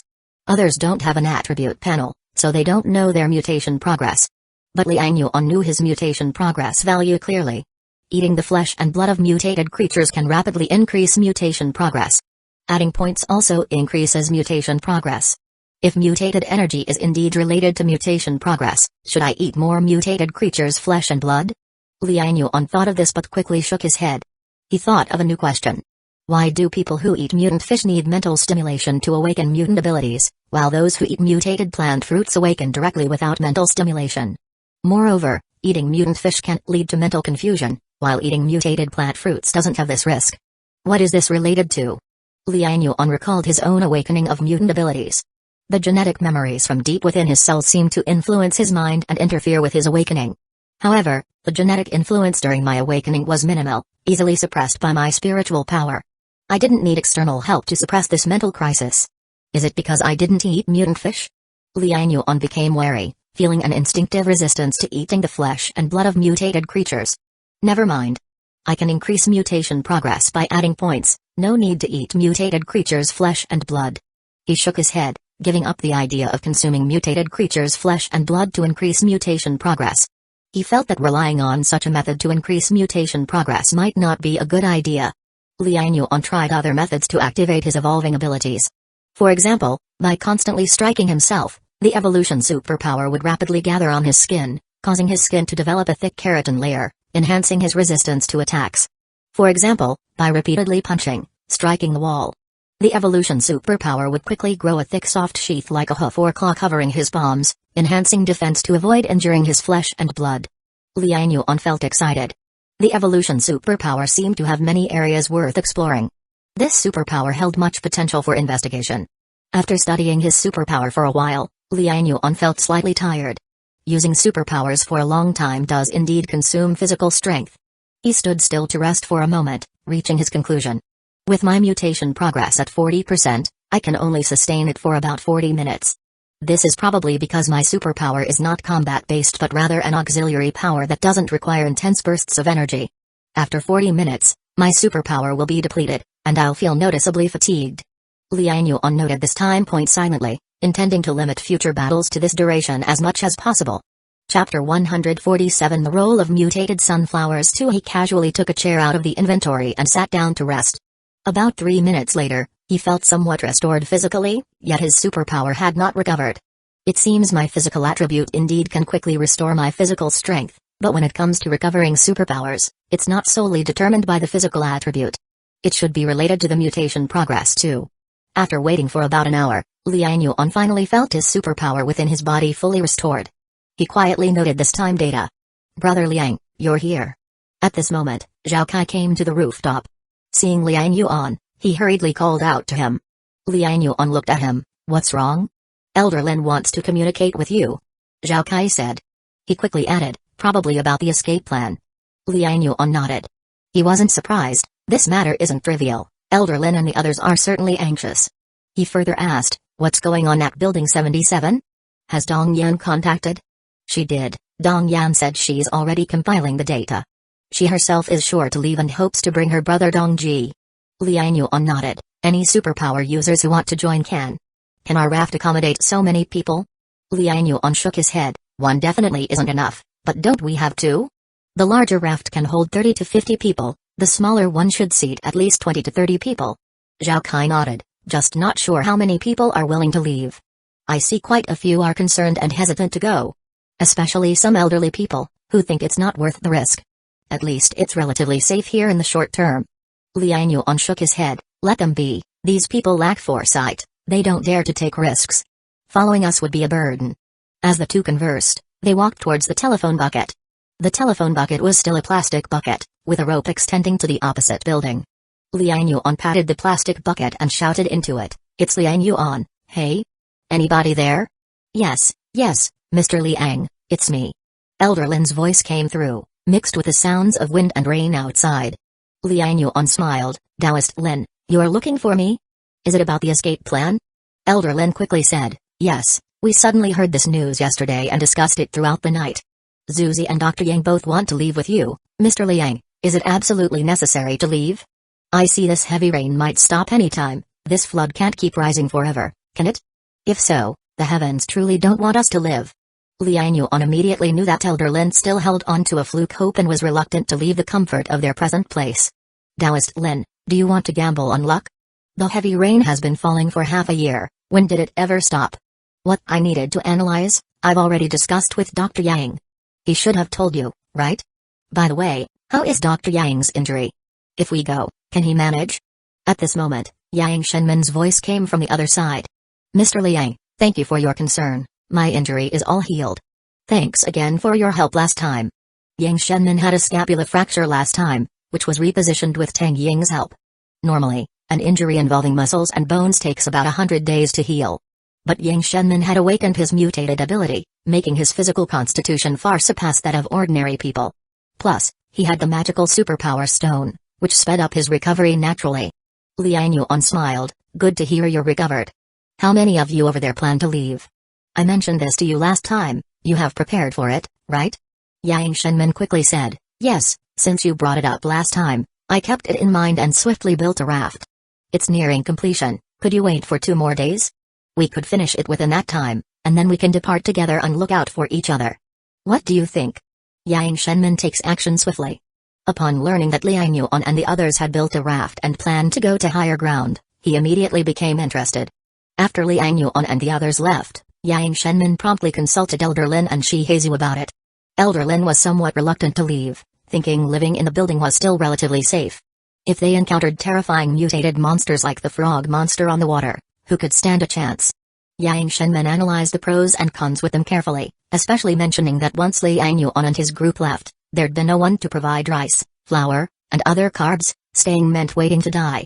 Furthermore, the flood was continually rising, and more large marine creatures might appear nearby, making it even harder to leave. Shihezu listened and agreed to leave. Elder Lin hesitated, but now Yang Shenmin and Shihezu had both awakened their mutated ability, he couldn't decide for building 75 alone. Thus, he agreed and started building a raft with a group of people. So today's conversation happened. Liang Yuan said, alright, 2 days. I'll finish dealing with trivial matters here, which will take about 1 to 2 days. You compile a list of people who intend to leave, let them pack up and get ready to depart anytime.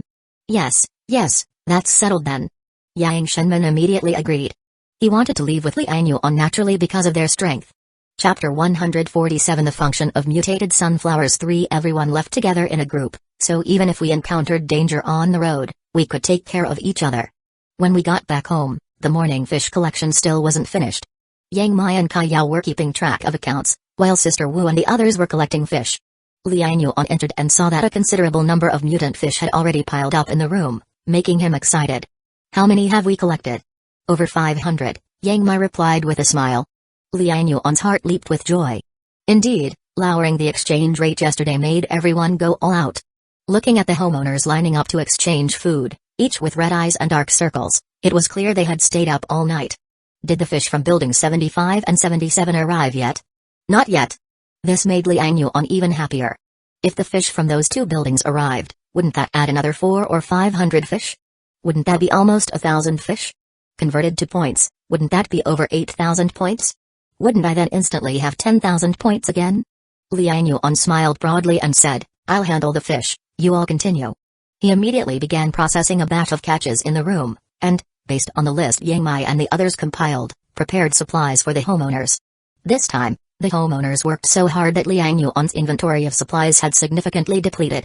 But he wasn't worried, supplies could be obtained through the lottery system at any time. After finishing with his batch of fish, Liang Yuan watched Yang Mai and the others for a while before heading to the plant room.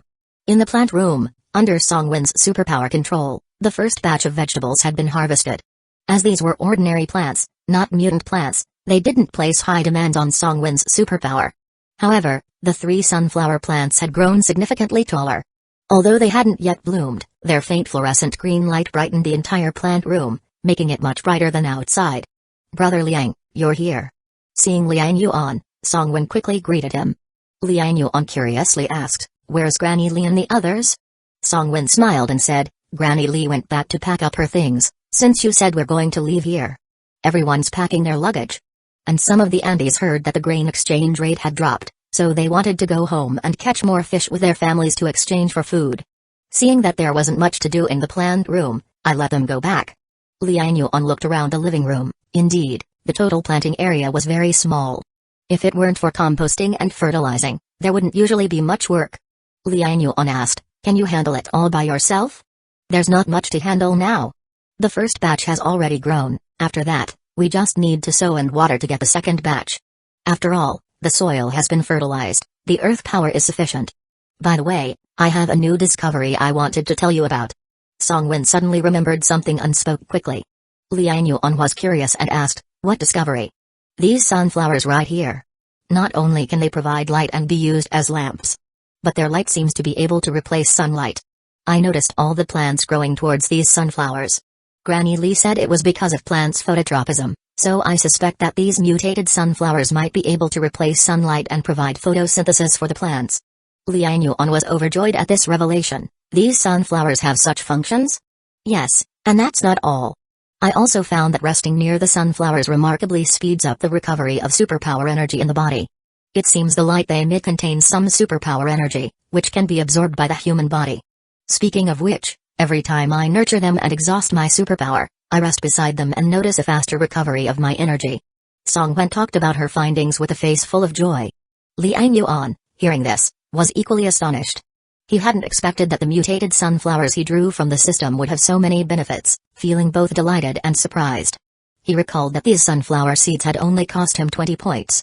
Back then, spending 20 points felt like quite a luxury. Nothing like now, where earning 1,000 points was a common occurrence. In summary, drawing the mutated sunflower seeds turned out to be a huge profit. "Can these sunflowers be transplanted to pots?" Liang Yuan promptly asked. Songwen was taken aback for a moment before realizing something and asked, "Brother Liang, do you want to take them with you?"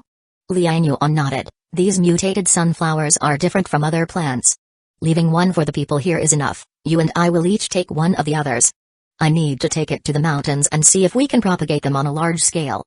Songwen quickly waved her hand. "Oh, I don't need one, Brother Liang. Just leave one for the people in the building." Liang Yuan glanced at her with a smile. "These sunflowers can accelerate superpower recovery, provide lighting, and promote plant photosynthesis. Your ability is to control plants, are you sure you don't need one? In this stormy weather, with the sun reluctant to appear, what plants can thrive? And as a girl, aren't you afraid to sleep alone at night? If you have a sunflower in your room, won't it give you a sense of security?" Listening to Liang Yuan's words, Songwen's face revealed a moved expression. Liang Yuan smiled and said, "It's settled then. You figure out how to transplant 2 of them into pots, and we'll take them with us when we leave." "Well. All right, thank you, Brother Liang." Liang Yuan smiled. "This is what you deserve. Did you forget what I told you before?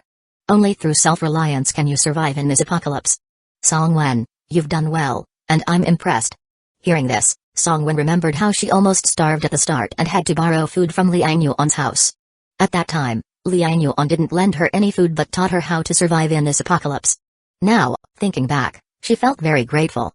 If it wasn't for Brother Liang, she would probably have borrowed some food and then holed up at home until she ran out, only to come out again to borrow more. Repeating this cycle, who knows what path she would have ended up on. But Brother Liang taught her to be self-reliant, forcing her out of her home to face challenges bravely. That was the most valuable food he lent her. Chapter 148 Songwen Grateful, Exploring the Depths. "Thank you, Brother Liang. If it weren't for you all helping me back then, I might not have survived."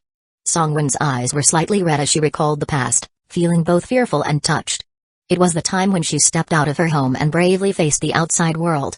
Fortunately, she didn't encounter any terrifying people or events. Instead, she met Brother Liang, Granny Li, Liu Fei, Huamin's family, and others. In the face of disaster, everyone didn't harm each other or scheme against each other but helped and cared for one another. This gave her a lot of warmth and gratitude. But she also knew that she was lucky. Because not everyone had experiences like hers. She was lucky to become the downstairs neighbor of Liang Yuan and to avoid Liu Erlong's domination. She also luckily avoided the building where Wang Zi's gang was. It was Brother Liang who killed Liu Erlong's gang, providing a safe and stable environment in the building, allowing her to step out and meet Fi and the others. Brother Liang took care of her, always giving her a low exchange rate, helping her through the most difficult initial period. It was also Brother Liang who descended from the sky to save her when Shen Hong's men were about to kill Fi and capture her. So her thanks this time was truly heartfelt. Liang Yuan just smiled and said, "The person you should thank the most is yourself. If you weren't strong, no matter how much others might tease your way, you wouldn't manage to rise up. Just like Zhang Lanjuan and Sun Da Sun, what's his name again? Oh, Sun Tzu, that kid is like mud that can't hold up on a wall. Despite the good conditions given by his parents, he remains unambitious and bullies others.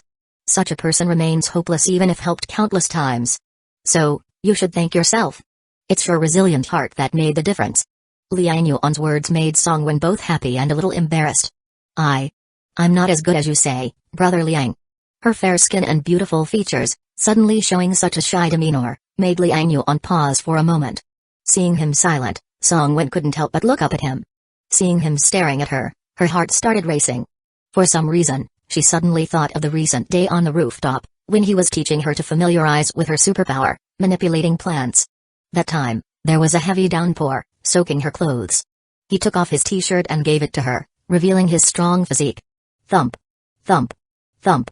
Song Wen's heart was pounding uncontrollably, her face getting redder. Liang Yuan snapped back to reality, quickly coughed, and turned his head. Brother Liang, you. Song Wen wanted to break the awkwardness but didn't know what to say. Though she used to be a popular internet celebrity with millions of fans, she could talk freely online about anything. But real life was completely different. Especially when facing the man she had feelings for, she couldn't be as composed as online. After regaining his composure, Liang Yuan relaxed and said jokingly, "I can now understand why those netizens are all so fond of you. With your looks, you'd be striking online and offline alike." Song Wen, though delighted inside from the compliment, blushed deeply and stammered, not knowing what to say. Liang Yuan did not tease her further but asked with a smile, "By the way, when you were attacked by Chen Hong, I heard you say that you summoned a piece of kelp to attack him." Song Wen was taken aback, then nodded quickly, "Yes, it was kelp. At that time, around the 12th floor, I sensed it. But later when I went back, I couldn't sense it anymore. It might be too far away."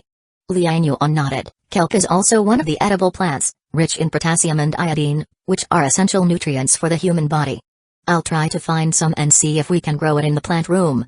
After we leave, people here can't just live on sea fish and this small amount of vegetables.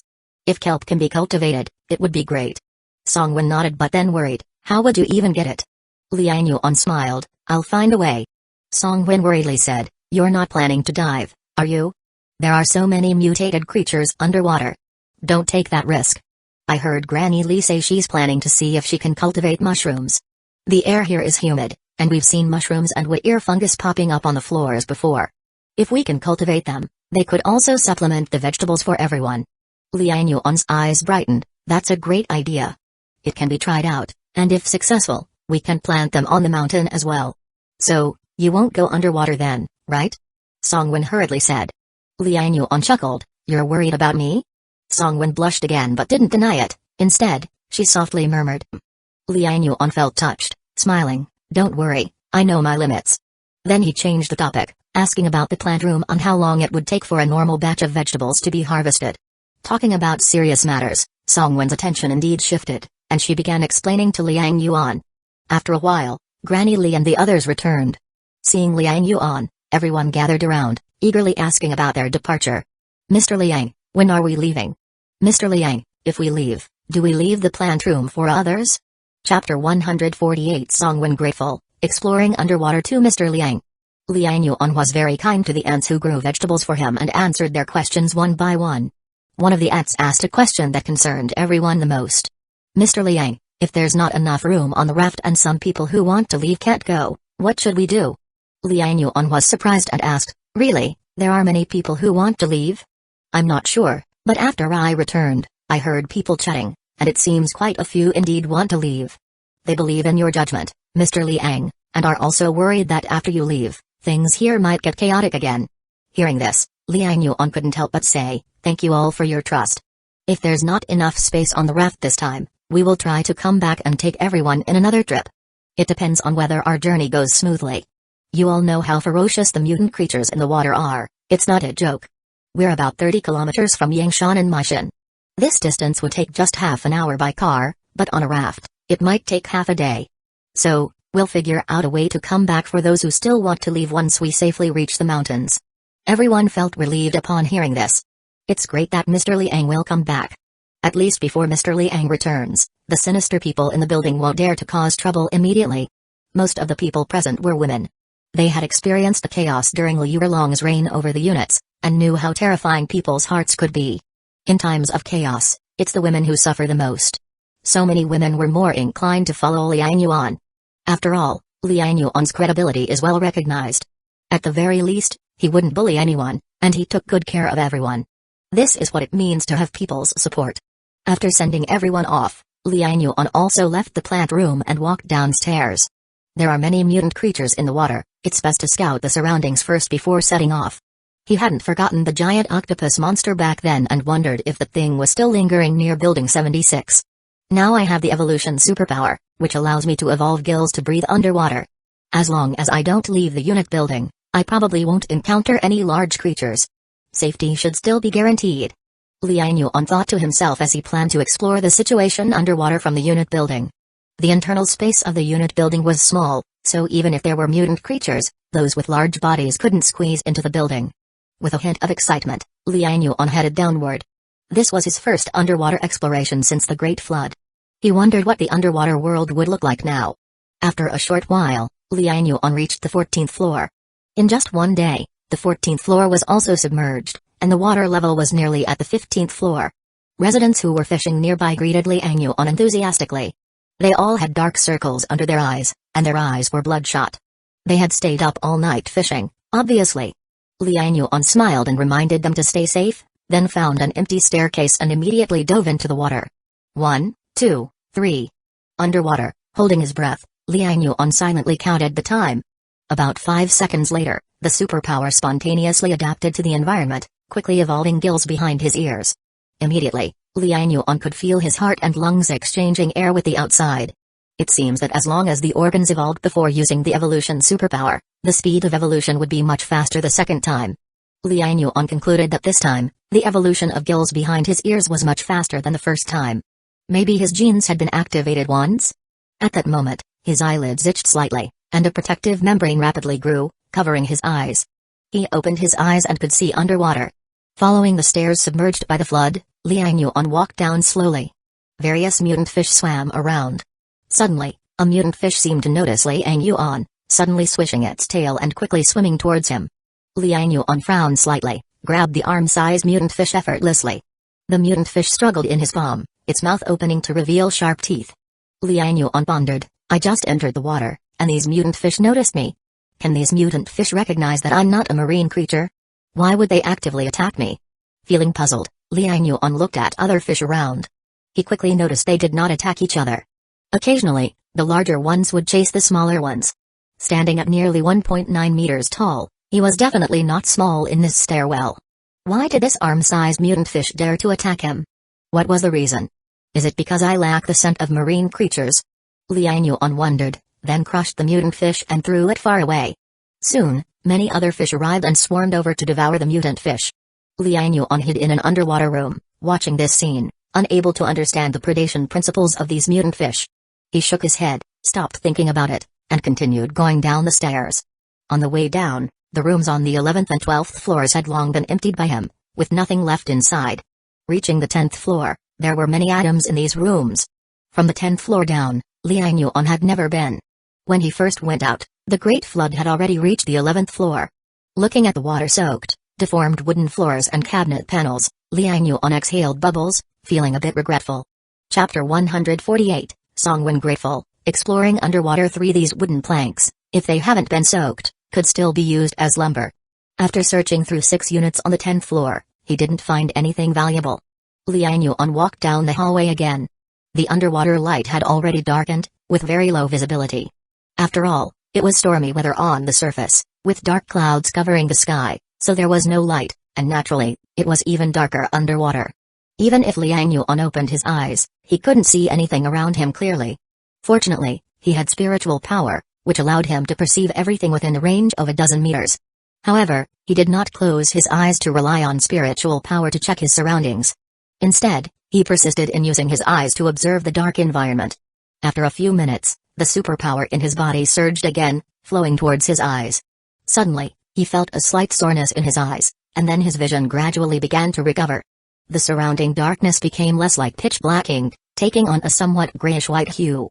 He could see the mutant fish swimming not far away, as well as the shapes of some furniture in the rooms. I have evolved the night vision ability. Liang Yuan was overjoyed. Indeed, his evolution superpower had once again proven effective.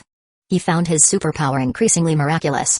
In terms of practicality, it was no worse than abilities like controlling water flow. It might even be better. When he reached the 9th floor, Liang Yuan found an unopened pack of string bean seeds in room 901. They haven't been opened. The seal is good, so they should still be usable. He smiled and put them into his inventory, continuing to search. After finishing this room, he went to the master bedroom and pushed the door open. Suddenly, a skeleton leaned against the window. Liang Yuan's heart skipped a beat, and he instinctively made a defensive move. However, the skeleton showed no signs of abnormality.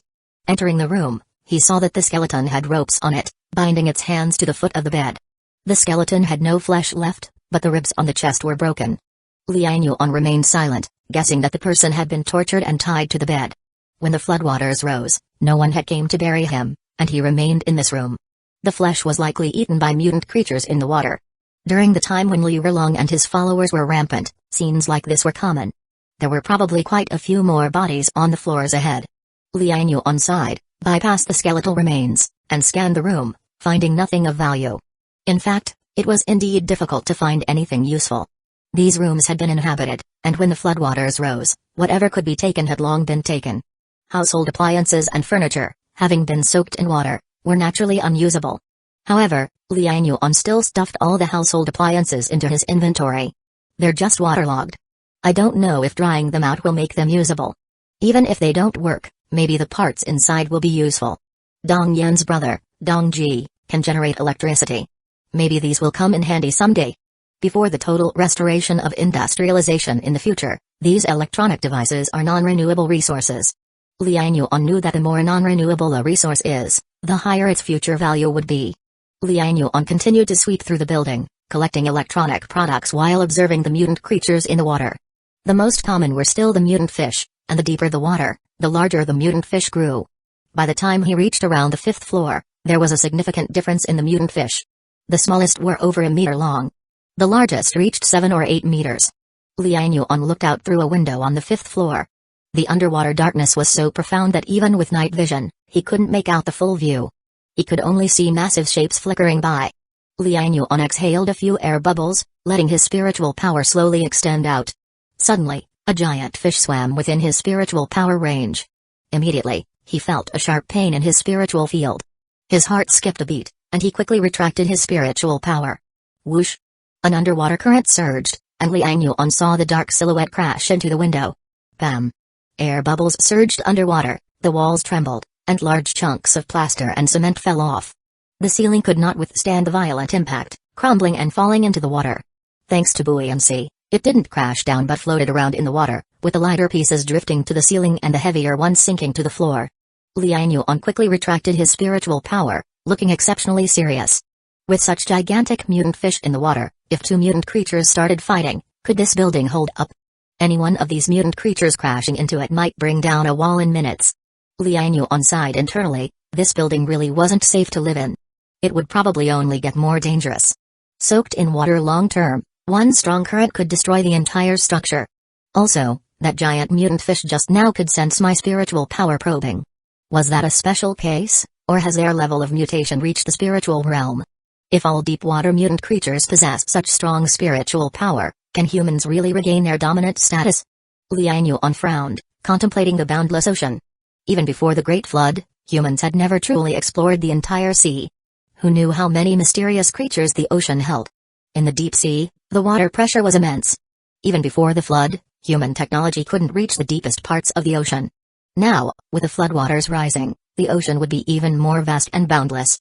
Marine life continued to evolve, and no one knew what kinds of mutations would appear in the future. As Liang Yuan passed through the 5th floor, he intended to continue going down. Suddenly, he felt a suffocating pressure in his chest, and his internal organs began to feel incredibly uncomfortable. What's happening? Chapter 149, Underground Parking Garage. Tracking the crab squad. This abnormal situation made Liang Yuan's heart skip a beat. He hurriedly retreated, releasing his spiritual power, quickly scanning the surroundings. He found no suspicious mutated creatures nearby. The mutated creatures around the 5th floor were too enormous to enter the building. As he carefully probed the area, he suddenly realized something and quickly climbed upstairs. When he reached the 6th floor, the stifling, uncomfortable feeling vanished. Is it water pressure? He immediately understood that his current physical state could only withstand the pressure up to the 4th floor. Going further down, the water pressure was too great, and his organs couldn't bear the underwater pressure. Phew, there's only a few meters to the bottom. If I reach the bottom and head to that small shop, there might still be a lot of sealed snacks and food. He frowned slightly, knowing that Liu Erlong and the others hadn't taken everything from the shop initially. Besides, there were 2 supermarkets on another nearby street. If he could get there, there should be plenty to eat. Modern food is often vacuum-packed, highly sealed, and wouldn't be affected by being in water. Liang Yuan thought, let's try again and see if my evolution superpower can autonomously evolve my body, modifying my organs to adapt to underwater pressure.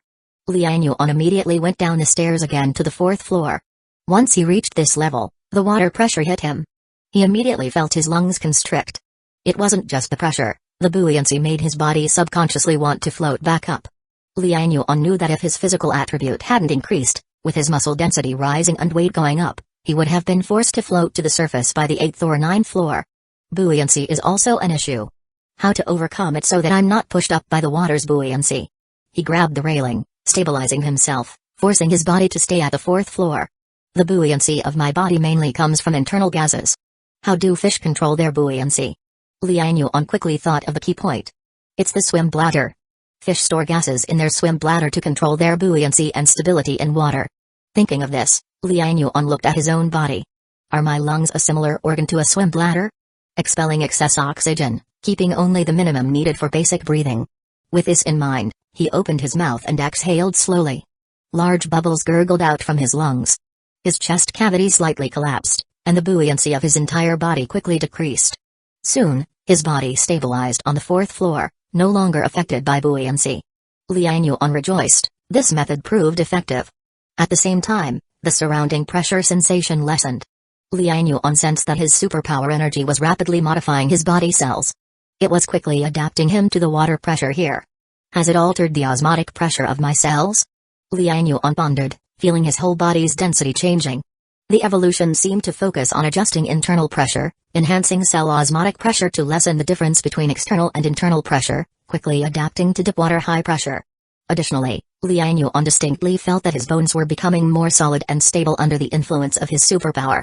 The gill organs evolving behind his ears also seemed to have undergone some changes. Liang Yuan didn't know what sort of changes these were. He wasn't knowledgeable about theories, he knew his superpower was helping him quickly adapt to the current environment, evolving more useful organs. What a great evolution, superpower. Liang Yuan felt joy and satisfaction with his superpower. In a brief moment, his body had already completed the evolution process. His appearance had changed significantly. His skin became sleek, covered with what appeared to be an oily film. Just like how fish feel when held in the hand, slippery and hard to grip. Liang Yuan guessed this film was to reduce water resistance and prevent his body from losing moisture. Anyone who has swum would know that prolonged immersion in water causes cell water loss due to osmotic pressure. This results in wrinkled skin, especially evident on the fingertips. This oily film would lock in cellular moisture, preventing dehydration. Liang Yuan moved his limbs and suddenly felt something odd about his hands. He immediately looked and found that membranous tissue had grown between his fingers, connecting them into web-like hands. Liang Yuan was stunned, not expecting the evolution superpower to evolve so many organs suited for underwater survival at once. Liang Yuan tried paddling the water, finding it much easier to move and swim swiftly. Unfortunately, without a mirror, he couldn't see what he looked like now. He wondered if he looked terrifying. These scattered thoughts flashed through his mind as he quickly dived further, continuing to swim. There was nothing much to find in each room, all the appliances had been taken, along with any unopened items that were vacuum sealed. Liang Yuan then continued to explore further down. Upon reaching the 3rd floor, with his spiritual power sensing, his expression shifted slightly. Outside room 301's window, a large number of plants were swaying. Upon closer sensing, these things resembled human hair, floating in the water. Chapter 149, Underground Parking Garage. Following the crab squad to Liang Yuan approached and spread out his spiritual power, only then realizing what it was. It turned out to be a large patch of seaweed, growing densely on the seabed. Their length was immense, reaching up to the 3rd floor. Liang Yuan's spiritual power swept through and found that due to the dense seaweed, there weren't many big fish here. Instead, there were many seashells, clams, and crabs hiding among them. Some of this seaweed was extremely large, with roots possibly extending underground in the neighborhood. Some were even growing directly out of the brick crevices of the building. Liang Yuan touched the seaweed growing out of the wall. It was slippery, with a layer of mucus-like substance on it. He followed the seaweed to the wall. The roots had penetrated the wall, causing a crack. Liang Yuan's expression became serious. With such a vast expanse of seaweed, who knows how many have rooted in the wall crevices? If this continues, the building will eventually be squeezed apart by the seaweed and might collapse entirely. He was sure that these seemingly high-rise buildings protruding above the water wouldn't last long. Leaving the building and heading to higher ground is the only solution. In the pitch-black water, if it weren't for the spiritual power to probe the surroundings, nothing could be seen. The densely packed seaweed severely hindered his probing with spiritual power. Liang Yuan didn't dare to recklessly leave the building and enter the seaweed forest. He only harvested a portion of the seaweed to see if he could take it back and make some seaweed strips for everyone. Additionally, he dug up some seaweed to transplant outside, letting Songwen try to cultivate it. Besides common seaweed, Liang Yuan noticed some were thick and wide, like leather, tough and durable with high tenacity. He speculated that this type of seaweed should be mutated seaweed. Mutant plants have definite peculiarities. If given to Songwen for cultivation and manipulation, there might be unexpected benefits. He continued deeper, sweeping everything in the building that could be taken, then looked towards the garage. There are quite a few cars in the underground garage. Although some are waterlogged, if we gather enough similar cars, maybe we can piece together one that works, especially if we add some petrol. However, there seemingly isn't anywhere to drive now, but as long as the engine isn't damaged, it can still be refurbished. Liang Yuan thought for a moment and decided to take a look at the underground garage anyway since he had an inventory slot, it wouldn't be much trouble. Thinking of this, Liang Yuan quickly descended via the safety stairs. The deeper he went, the greater the water pressure. For an average person, diving this deep was impossible. Even for a mutant ability user, without special abilities, reaching such depths was unimaginable. Liang Yuan's superpower altered his body structure, evolving some characteristics of deep-sea fish to adapt to the deep water environment. Once he walked through the pitch-black stairs, Liang Yuan opened the underground garage's security door. To his surprise, there was light here. Not from energy-saving lights, but from many glowing corals growing on the corners and walls of the underground garage. Besides these corals, some fish were also glowing. Though individual lights were dim, clusters of glowing fish resembled a moving mass of tiny colorful lights, rendering the expansive underground garage dimly lit. Mutant fish swam back and forth in the garage, as if there were no predators. These mutant fish weren't large, most were only the size of a fist. By their dim light, Liang Yuan could roughly see his surroundings. Cars parked neatly in their spaces. A parking space that once cost 80,000 yuan now became a playground for the fish. Liang Yuan approached a nearby Mercedes, feeling a pang of emotion. Before the Great Flood, such a car was beyond his wildest dreams. Now, with a thought, the black Mercedes was instantly stored in his inventory slot. Having stored a black Mercedes, Liang Yuan swam further in. His body had evolved an oil film on the surface, seeming to mask his presence, preventing the mutant fish from attacking him like before, instead treating him as another mutated aquatic creature. Liang Yuan refrained from provoking other mutant fish, and in turn, they didn't attack him. This discovery filled him with joy and amazement at his evolution superpower's potency. He swam through the garage, quickly storing one car after another. He tried to collect cars of the same brand and model, so that their parts would be interchangeable. In Unit 2's underground garage, Liang Yuan was about to store a Toyota. Suddenly, a human face floated up to the car window. In the dim light, the eerie sight startled Liang Yuan, making his heart pound uncontrollably. He quickly swam back, fists clenched, ready to react. But then he saw that the face was swollen like a pig's head, floating within the car. Liang Yuan frowned and probed inside the car with his spiritual power. Dead? It turned out that the person in the car had been dead for an unknown period. The entire body was decomposed, locked inside the car. Due to Liang Yuan's approach causing a current, the body had floated up. Liang Yuan breathed a sigh of relief, feeling sorrow for the deceased owner. Chapter 149, Underground Parking Garage. Following the Crab Squad 3, the flood is coming. Why are you not staying home but coming to the garage? Liang Yuan shook his head. He didn't take the car and instead swam in another direction to continue collecting cars. As he was swimming, a group of crabs, over half a meter high, suddenly scuttled towards him. Liang Yuan hurriedly swam behind a pillar to hide. There were about 10 crabs, all moving sideways together along the driveway. Seeing them moving in unison, like a military formation, Liang Yuan was amazed. How can these crabs move in such a coordinated formation? Filled with wonder, Liang Yuan hid and observed from the shadows. Soon, he saw the crabs reach a car, smash its windows, and then a smaller crab crawled inside. After a short while, it emerged again. Amazingly, its claws were holding 2 packs of wafer biscuits. Liang Yuan was stunned. The crabs were searching for food inside the cars. No way, how could these crabs eat human food? And they found the wafer biscuits so precisely? With surprise and a heightened sense of alert, Liang Yuan watched them smash windows and search for food one by one. Then they moved uniformly towards the other end of the garage. Liang Yuan followed them silently. After about 10 minutes, Liang Yuan grew anxious, realizing that more than half of his superpower energy was already consumed. If he continued on, once his energy ran out, all his evolved organs would revert to their original state. Just then, the crabs stopped and suddenly squeezed through a safe door.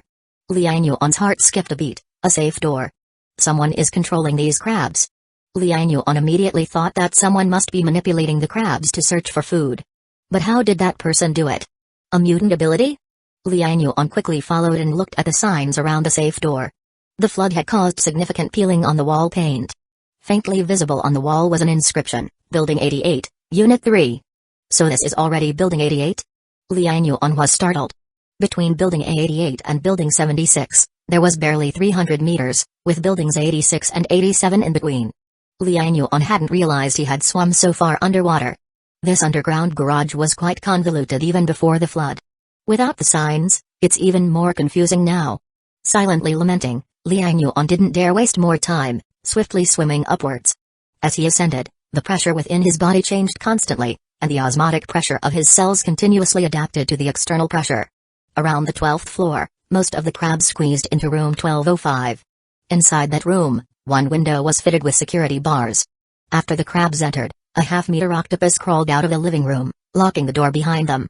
The octopus then gathered all the food, stuffed it into a net bag, and swiftly left the room. From the anthropomorphic expression in the octopus's eyes, Liang Yuan sensed that it was definitely being controlled by a human. He quickly caught up, watching the octopus with the net bag swim upwards. Soon, they reached around the 14th floor. This area was slightly higher than Building 76, so the 14th floor wasn't completely submerged. The octopus entered a room on the 14th floor, put the net bag down, and quietly dove back into the water. Liang Yuan didn't follow the octopus this time, instead hiding in the room on the 14th floor. He scanned the surroundings and found that most people were fishing on the 15th floor. The 14th floor was half submerged, with no one around. Most of the fishermen were men, with few women. They all maintained cautious expressions, no one talking to each other. Except for those who came in groups. It seems Building 88 has some powerful person overseeing it, maintaining a certain order. I wonder if this person is also controlling the crabs and the octopus. No, probably not. If this person was in charge, there would be no need to go through all this trouble, using the octopus and crabs to search for food underwater. Curiosity filled Liang Yuan's heart. Who was this person? What role did they play in this building? After waiting a few minutes, the sound of water splashing suddenly reached his ears from outside the door. Liang Yuan crouched in the water, hiding himself. He expanded his spiritual power, observing everything. Soon, a figure wearing a black baseball cap, a black mask, and a black t-shirt, slipped into the room. Rebnov_ll.com. In the dim room, the person dressed in black was hard to notice without the sound of splashing. Hidden in the water, Liang Yuan saw everything clearly using his spiritual power. Despite the loose-fitting t-shirt, he could tell from the prominent swell of her chest that this person was a woman. However, he couldn't see her face. The woman entered the room, cautiously glancing around. Once certain no one was there, she went straight to the corner, fumbled in the water for a while, and quickly picked up the net bag left by the octopus. She was delighted, found it. Liang Yuan recognized the slight excitement in her voice. She should be quite young, he thought. Choosing not to greet her abruptly, as it might cause misunderstandings in this situation, he watched as the girl in the black t-shirt left with a net bag. Liang Yuan slowly rose from the water, ready to explore this Building 88. Suddenly, a scream and angry shouts echoed from upstairs. Then he heard someone sneer coldly. Grab her, she has food in her bag. Damn it, I knew it. She never goes out fishing but always has food. She must have hidden it here. Wanglinger, hand it over. Don't make us boys use force. Zealinger, considering we're neighbors, don't make me, Brother Zhao, use force on you. Several men glared. Liang Yuan frowned, thinking that the girl had been careless, getting herself noticed so quickly. Chapter 150 Wanglinger and Wang Yuer. Then a girl's angry curse was heard. Zhao Jun, my father treated you as a brother, and you betrayed him for a bit of food, causing his death. And you still have the face to say you're my neighbor? Bah. The man named Zhao Jun sneered coldly, blame your father for being too stupid. Brother Huo awakened a superpower, but your father insisted on going against him, talking about fairness. Haha, it's ridiculous. When is it now? Fairness is the fist. I'll ask you one last time, are you going to hand it over? In your dreams. Go. Zhao Jun roared, and several burly men around him let out sinister laughs. Wanglinger quickly turned and ran towards the water downstairs. But unfortunately, she was still a girl, not quick enough. A man suddenly jumped down from the building, knocked her down, and pressed her into the water. Although Wanglinger could control mutated creatures underwater, she herself couldn't swim. Now pressed into the water, she immediately began coughing violently, unable to open her eyes. But she held tightly to the food in her net bag. If she didn't bring this food back, her little sister would go hungry for the next few days. Get off. Cough cough. She went berserk, tearing at the man holding her down. The man's face was scratched open by her, and he roared in anger, slapping her hard. With a slap, he hit Wanglinger's face. Wanglinger's baseball cap flew off, and her mask was torn down, revealing a beautiful face. With wet, messy long black hair hanging down. The man grabbed her hair and sneered, a woman as hot as you was just waiting for men to play with, isn't she? If it weren't for Brother Huo fancying you, you wouldn't be alive now. At this moment, 3 other men came down. The leader was a muscular man with a buzz cut. He chuckled lightly, alright, don't mess up her face, or Brother Huo will be pissed, and we won't get off easy. Hey, don't worry, Brother Jun, I know how to handle it. The man stood up with a smirk, holding Wanglinger's hair with one hand and pressing her arm down with the other. Wanglinger screamed and struggled, trying to fight back with her free hand. It was quickly grabbed by another person. Zhao Jun came over, squeezing Wanglinger's collagen-filled cheeks, clicking his tongue, so pretty, if Brother Huo didn't want you, I'd have had my fun with you first. You beast, Zhao Jun, you're just a beast, Tui Wanglinger cursed, spitting in Zhao Jun's face. A mouthful of saliva landed on Zhao Jun's face. Zhao Jun wasn't angry at all. Instead, he smiled and wiped the saliva, sticking out his tongue to lick it. His eyes were filled with lewdness, tastes good. I wonder if you will still be alive after Brother Huo gets tired of you. If you're still alive, I'll show you how well I can treat you then. A flash of fear appeared deep in Wanglinger's eyes. If it comes to that, I'd rather die. Bastard, beast, let go of me, let me go. She struggled and shouted, releasing spiritual power and praying for her pets to come quickly.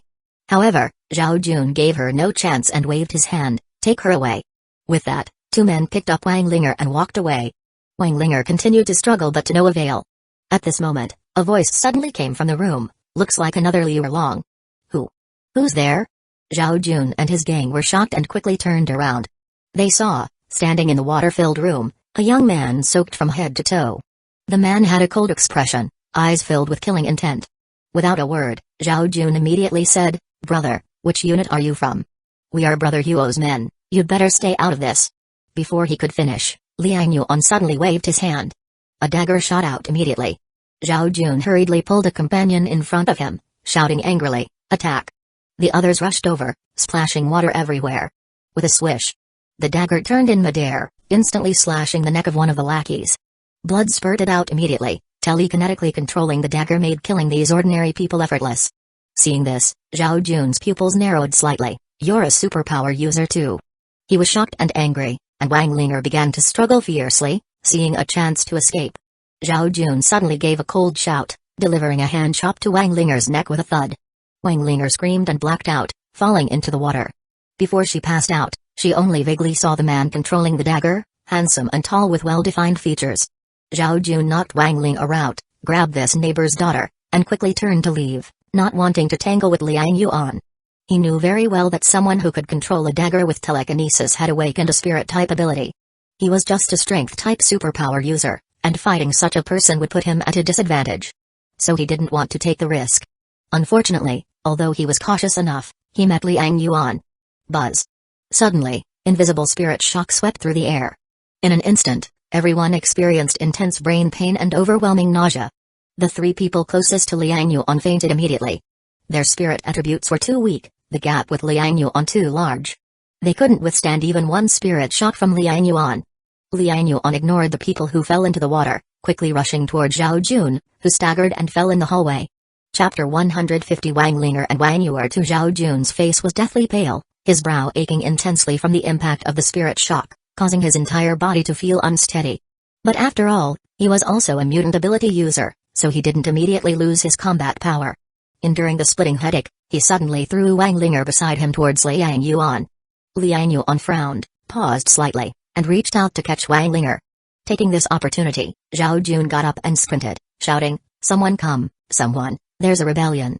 Liang Yuan's face darkened as he heard a commotion of footsteps from upstairs. He scanned around and quickly disappeared into the corridor of the 14th floor, moving towards the other units.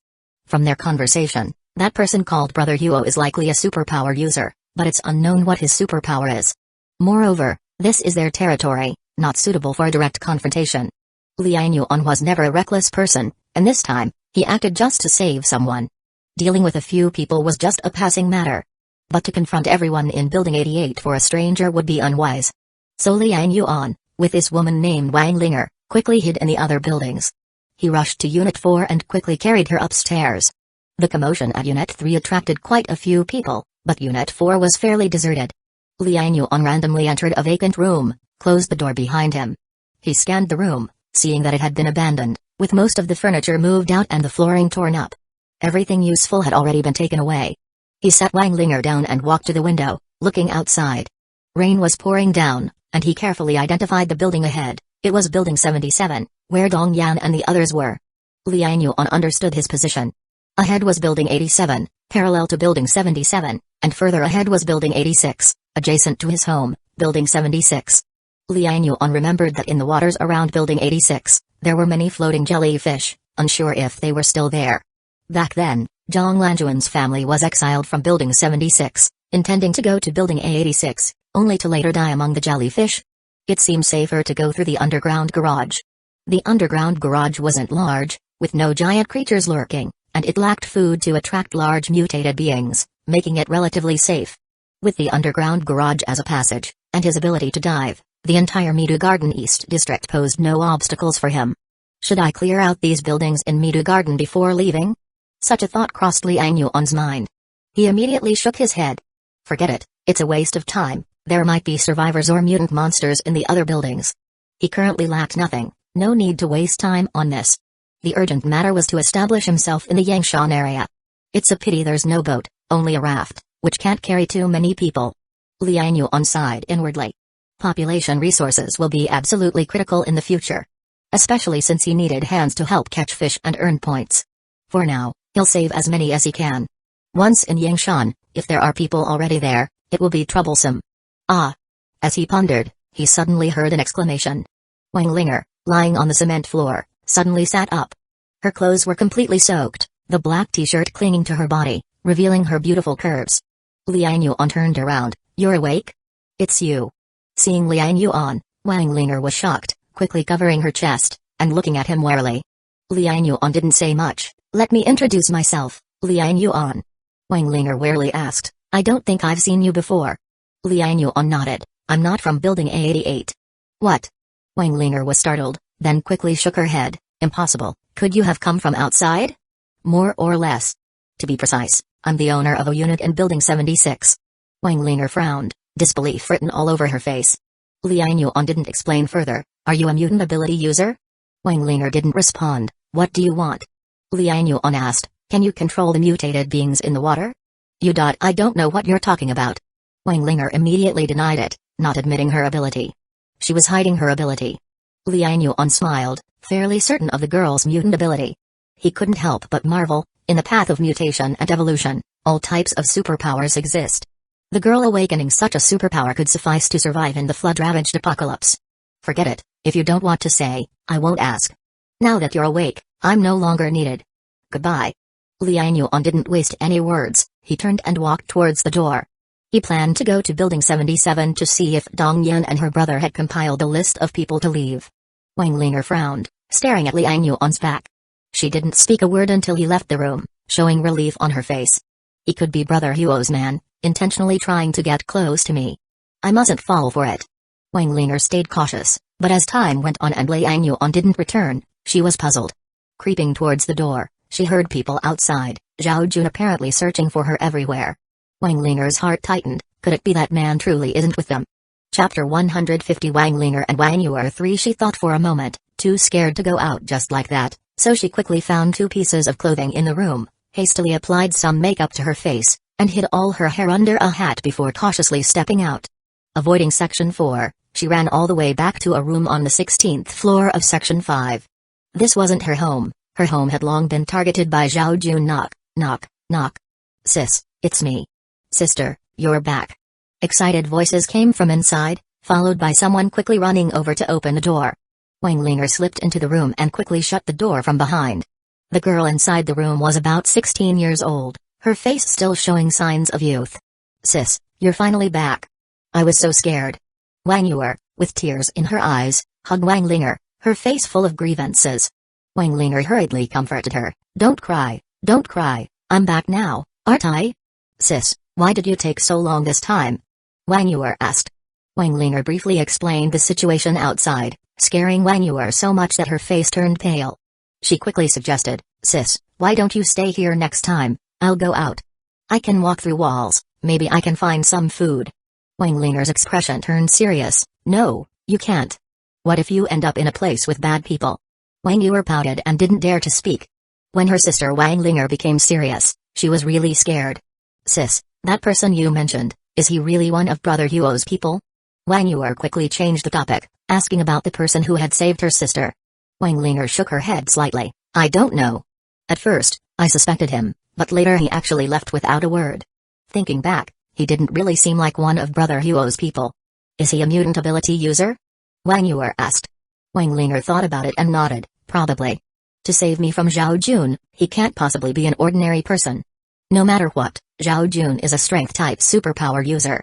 Ordinary people are definitely no match for him, and he also has a few lackeys. Wang Yu couldn't help but say, if he really is a superpower user, maybe we can draw him to our side to deal with Brother Huo and his people together.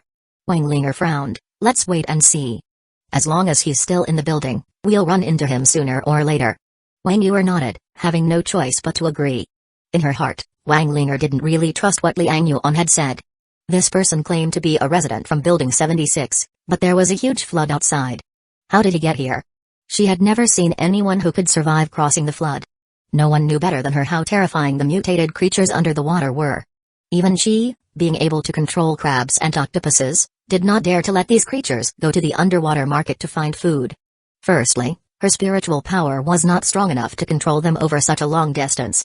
Secondly, if they left the underground garage, the mutated creatures outside were as numerous as the hair on an ox.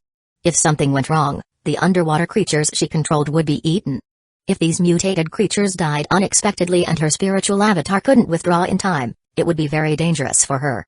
Over on Liang Yuan's side, he didn't return immediately after leaving the room but quietly headed upstairs instead. He was very interested in the controller of this building, this so-called Brother Huo. What kind of ability did he have to control the whole building? Was he a spiritual power mutant ability user, or did he have some other type of ability? As Liang Yuan went upstairs, his attire had changed.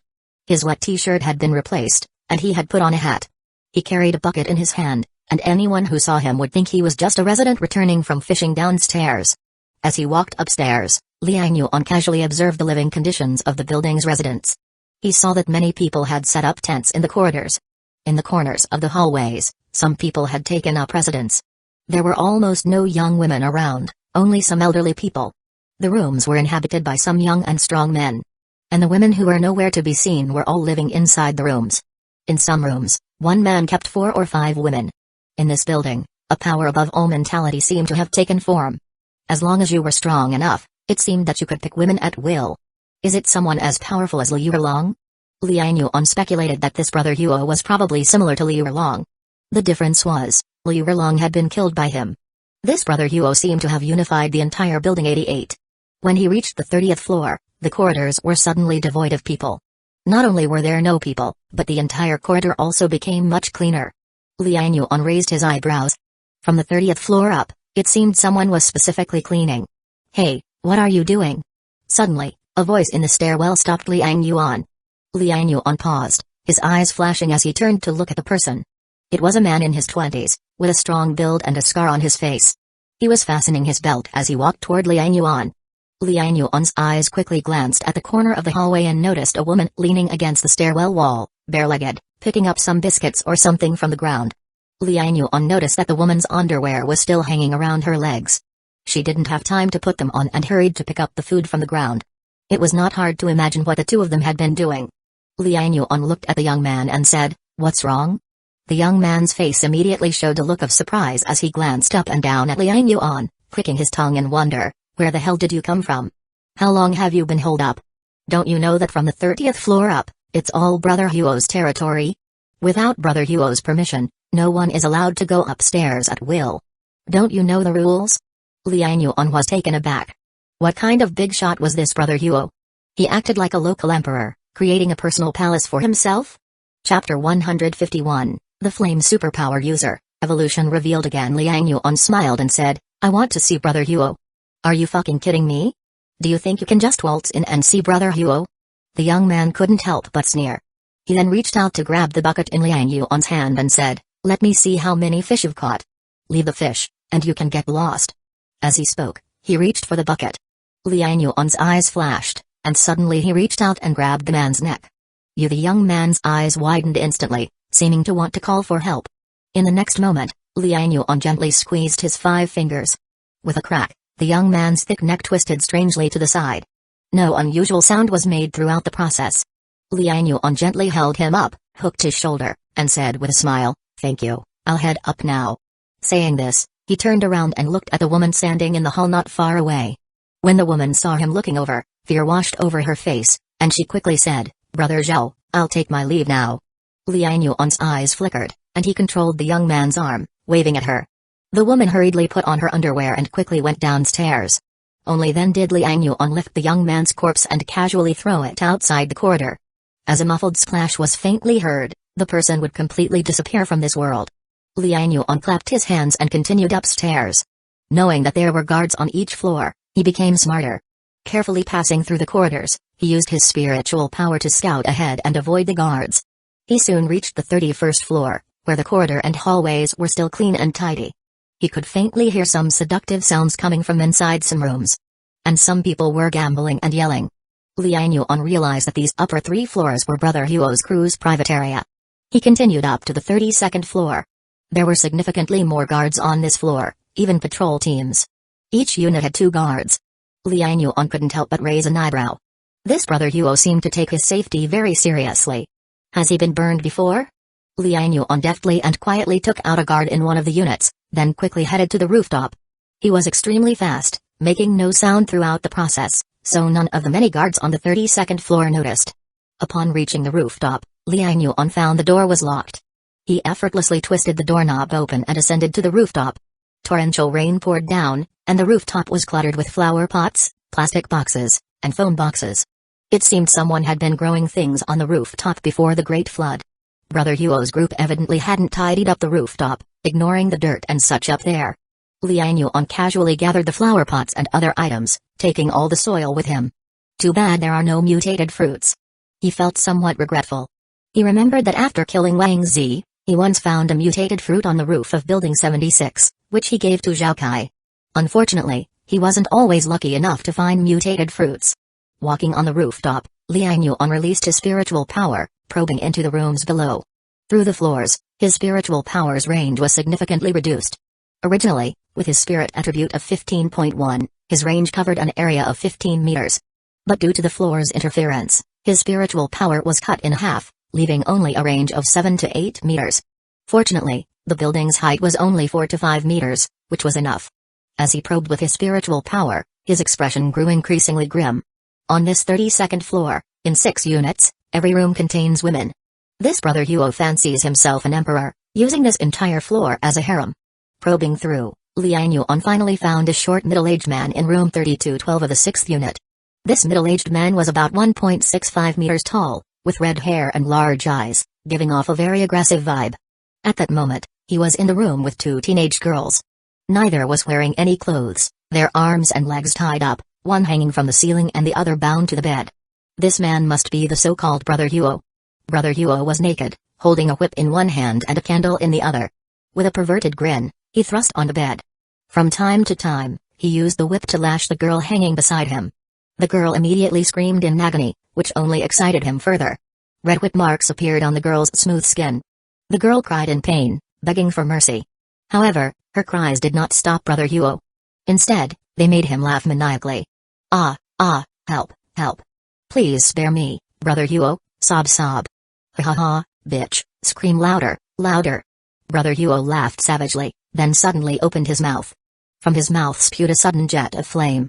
With a whoosh, the flame instantly lit the candle in his other hand.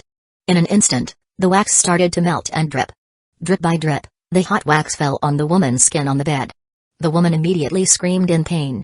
The searing hot wax burnt large red patches on her chest. The woman wailed, "It hurts, Brother Huo, it hurts." Sob. He, does it sting? Does it feel good? Brother Huo didn't stop, instead, he asked excitedly. Help me, it doesn't feel good, I'm not feeling good. The woman cried, suddenly struggling frantically. Brother Huo's eyes widened in anger, and with a sudden flick of the whip, he lashed the woman again, cursing, "Bitch, if you keep moving, I'll burn you alive."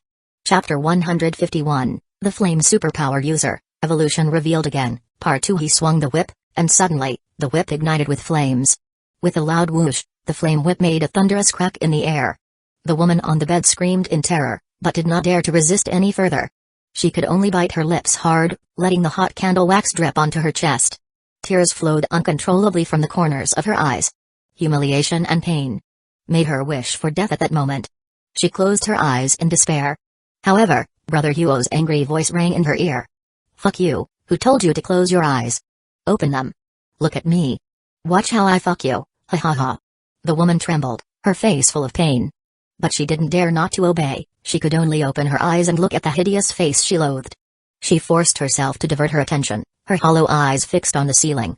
Suddenly, a hint of shock appeared in her hollow eyes. She saw cracks forming on the ceiling. Boom. In the next second, a terrifying explosion erupted.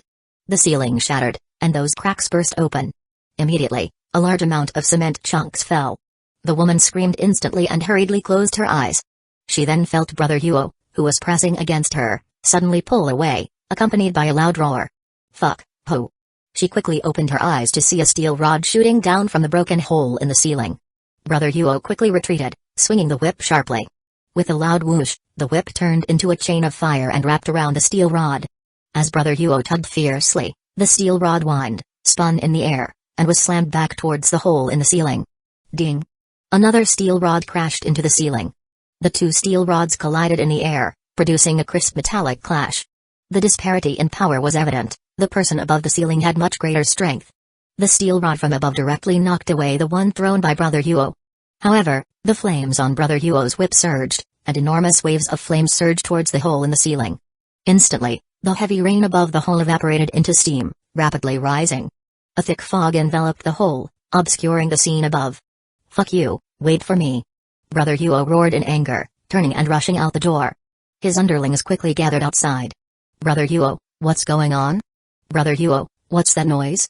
The underlings asked one after another. Brother Huo raged, are you guys eating shit? A superpower user is attacking me from the ceiling and none of you noticed? Don't just stand at my door, go seal off all the stairways, the rest follow me to the rooftop. With his command, everyone rushed towards the rooftop. In no time, Brother Huo and his men reached the rooftop. Torrential rain poured down. On the rooftop stood a man wearing a cap and a black t-shirt, holding a steel rod. You motherfucker. Brother Huo was about to curse, but Liang Yuan swung his hand sharply. With a loud whoosh, the steel rod shot out. With frenzied power enhancing it, the steel rod flew like an arrow. Brother Huo's face changed, his cursing stopped abruptly, and he quickly swung his whip. With a loud whoosh, the whip turned into a chain of fire, evaporating the rain in the air. Boom. The whip cracked the air with a thunderous roar. Seeing the whip about to wrap around a flying steel rod, Unexpectedly, the steel rod suddenly dropped as if pulled by an invisible hand. It was too sudden, causing Brother Huo's whip to miss entirely, unable to intercept the steel rod. Brother Huo was startled, grabbed a nearby underling, and shoved him forward. Thud. The steel rod instantly pierced the underling's abdomen, continuing to shoot towards Brother Huo. This delay allowed Brother Huo to quickly move aside. He opened his mouth, and fire spewed from it, shooting fiercely towards Liang Yuan. Liang Yuan's brows furrowed. Brother Huo was indeed a flame superpower user. When the military transport aircraft appeared in the sky, Liang Yuan had seen someone on a rooftop releasing giant flames to attract the aircraft's attention. It was too far away to see clearly then. Now it seemed to be from Building 88. Liang Yuan quickly retreated, dodging the flames. Yet at that moment, Brother Huo suddenly threw something towards Liang Yuan. Instinctively, Liang Yuan used spiritual telekinesis to intercept it, preventing it from landing near him. Boom. The object shattered against Liang Yuan's telekinesis wall. It turned out to be a glass bottle. As it broke, the liquid inside splashed everywhere. Brother Huo spewed flames again. With a loud whoosh, the liquid exploded upon contact with the flames, turning into a massive wave of fire. Boom. The enormous blaze swept out, engulfing Liang Yuan's telekinesis wall. Liang Yuan was shocked, immediately recognizing the smell. It was alcohol. Brother Huo used alcohol's accelerant properties to enhance his flames. If Liang Yuan hadn't used spiritual telekinesis to intercept the bottle, letting it explode near him, this fire would have definitely burned him directly. Chapter 151, Flame Superpower User, Evolution revealed again 3. Quite the flame superpower user. Liang Yuan was both shocked and angered. This guy's fighting style was almost identical to how he had once dealt with Li Erlong. The only difference was that he had used petrol back then. Karma is a funny thing. Who would have thought he would fall victim to the same trick today? Liang Yuan quickly retreated, putting distance between him and the opponent. At the same time, he continuously pulled out steel pipes, kitchen knives, and similar objects from his inventory, hurling them with all his might in a relentless barrage. His strength was immense, and the objects he threw were like cannonballs. One hit was enough to kill someone within moments. Brother Huo didn't dare let himself get hit. He quickly hid behind the wall and shouted, "Feng Lei! Where the hell is Feng Lei? Brother Lei is coming, Brother Lei is coming!" Someone shouted. Then a young man ran up the hallway. As soon as the young man reached Brother Huo, he immediately commanded, "Trap him, don't let him escape." The young man shouted, "Yes, Brother Huo." The young man suddenly pressed his hands onto the rooftop. Instantly, a stream of water surged up, transforming into a chain of water that rapidly wrapped around Liang Yuan. Liang Yuan's heart skipped a beat. Water control? Brother Huo had a water control superpower user under his command. Why would this person be so willing to serve Brother Huo? Liang Yuan was both shocked and inquisitive, yet he knew it was unwise to continue the fight. The enemy had superior numbers and several superpower users. One wrong move, and he'd find himself in serious trouble. Although he still had many trump cards left unused, Liang Yuan saw no need to continue. He had come this time to understand the mutant ability users here. Now that his goal was achieved, there was no need for further probing. "Hey, let's call it a day. Next time, we'll have a one-on-one battle," he said with a smile, quickly moving to the edge of the rooftop. Feng Lei, the water control superpower user, quickly manipulated the water to try and restrain Liang Yuan. Liang Yuan suddenly turned back, his eyes flashing brilliantly. Spirit shock. Wham! A powerful mental shockwave swept through everyone present. In an instant, all felt intense pain in their heads, their eyes widening in agony. Feng Lei, the one controlling the water, screamed in pain, clutching his head. With his sea of consciousness wounded, he could no longer focus on controlling the water. The water chain formed by the stream collapsed to the ground, splashing water everywhere. Brother Huo's whip also extinguished instantly, turning into a bare piece of leather. He too clutched his head in pain, a flash of agony in his eyes. Liang Yuan chuckled softly and leaped, jumping off the rooftop. As he descended, he intended to grab onto the air conditioning units on the wall to slow his fall and re-enter through the rooms below. However, the howling wind blew against his body. His evolution superpower activated automatically. Liang Yuan felt his heart pounding, with massive energy flowing towards his back. His latissimus dorsi muscles itched intensely. The sensation was exactly like when he first awakened his powers while chasing Zhengu Oqiang, jumping off a building. Huh? Evolution superpower is activating. Liang Yuan felt a change. Last time the fall was too short for his evolution superpower to fully adapt. This time, the height was sufficient for it to rapidly transform his body. In seconds, he felt his latissimus dorsi muscles expand dramatically. In mere seconds, they fully spread and extended to an exaggerated extent. From a distance, they looked like bat wings. The inverted triangle of the muscles spread out, and the wind beneath his wings significantly slowed his fall. Liang Yuan could feel the airflow around his ribcage. He adjusted his direction slightly, lifting his head upward. Whoosh! His body didn't fall. Instead, he began gliding rapidly towards the nearby building 87. Crash! The buildings were too close together. Before Liang Yuan could react, he smashed into the 19th floor room of building 87. The balcony windows shattered with a loud bang. Liang Yuan rolled several times on the floor before coming to a stop. Fortunately, his physical attribute was extremely high, granting him significant defense power. Despite the rolling, he was completely unharmed. The shattered glass shredded his clothes but didn't leave a single mark on his skin. Liang Yuan sat on the ground, his face brimming with excitement. Ha ha, amazing, absolutely amazing. I can actually glide. Evolution superpower, you're incredible.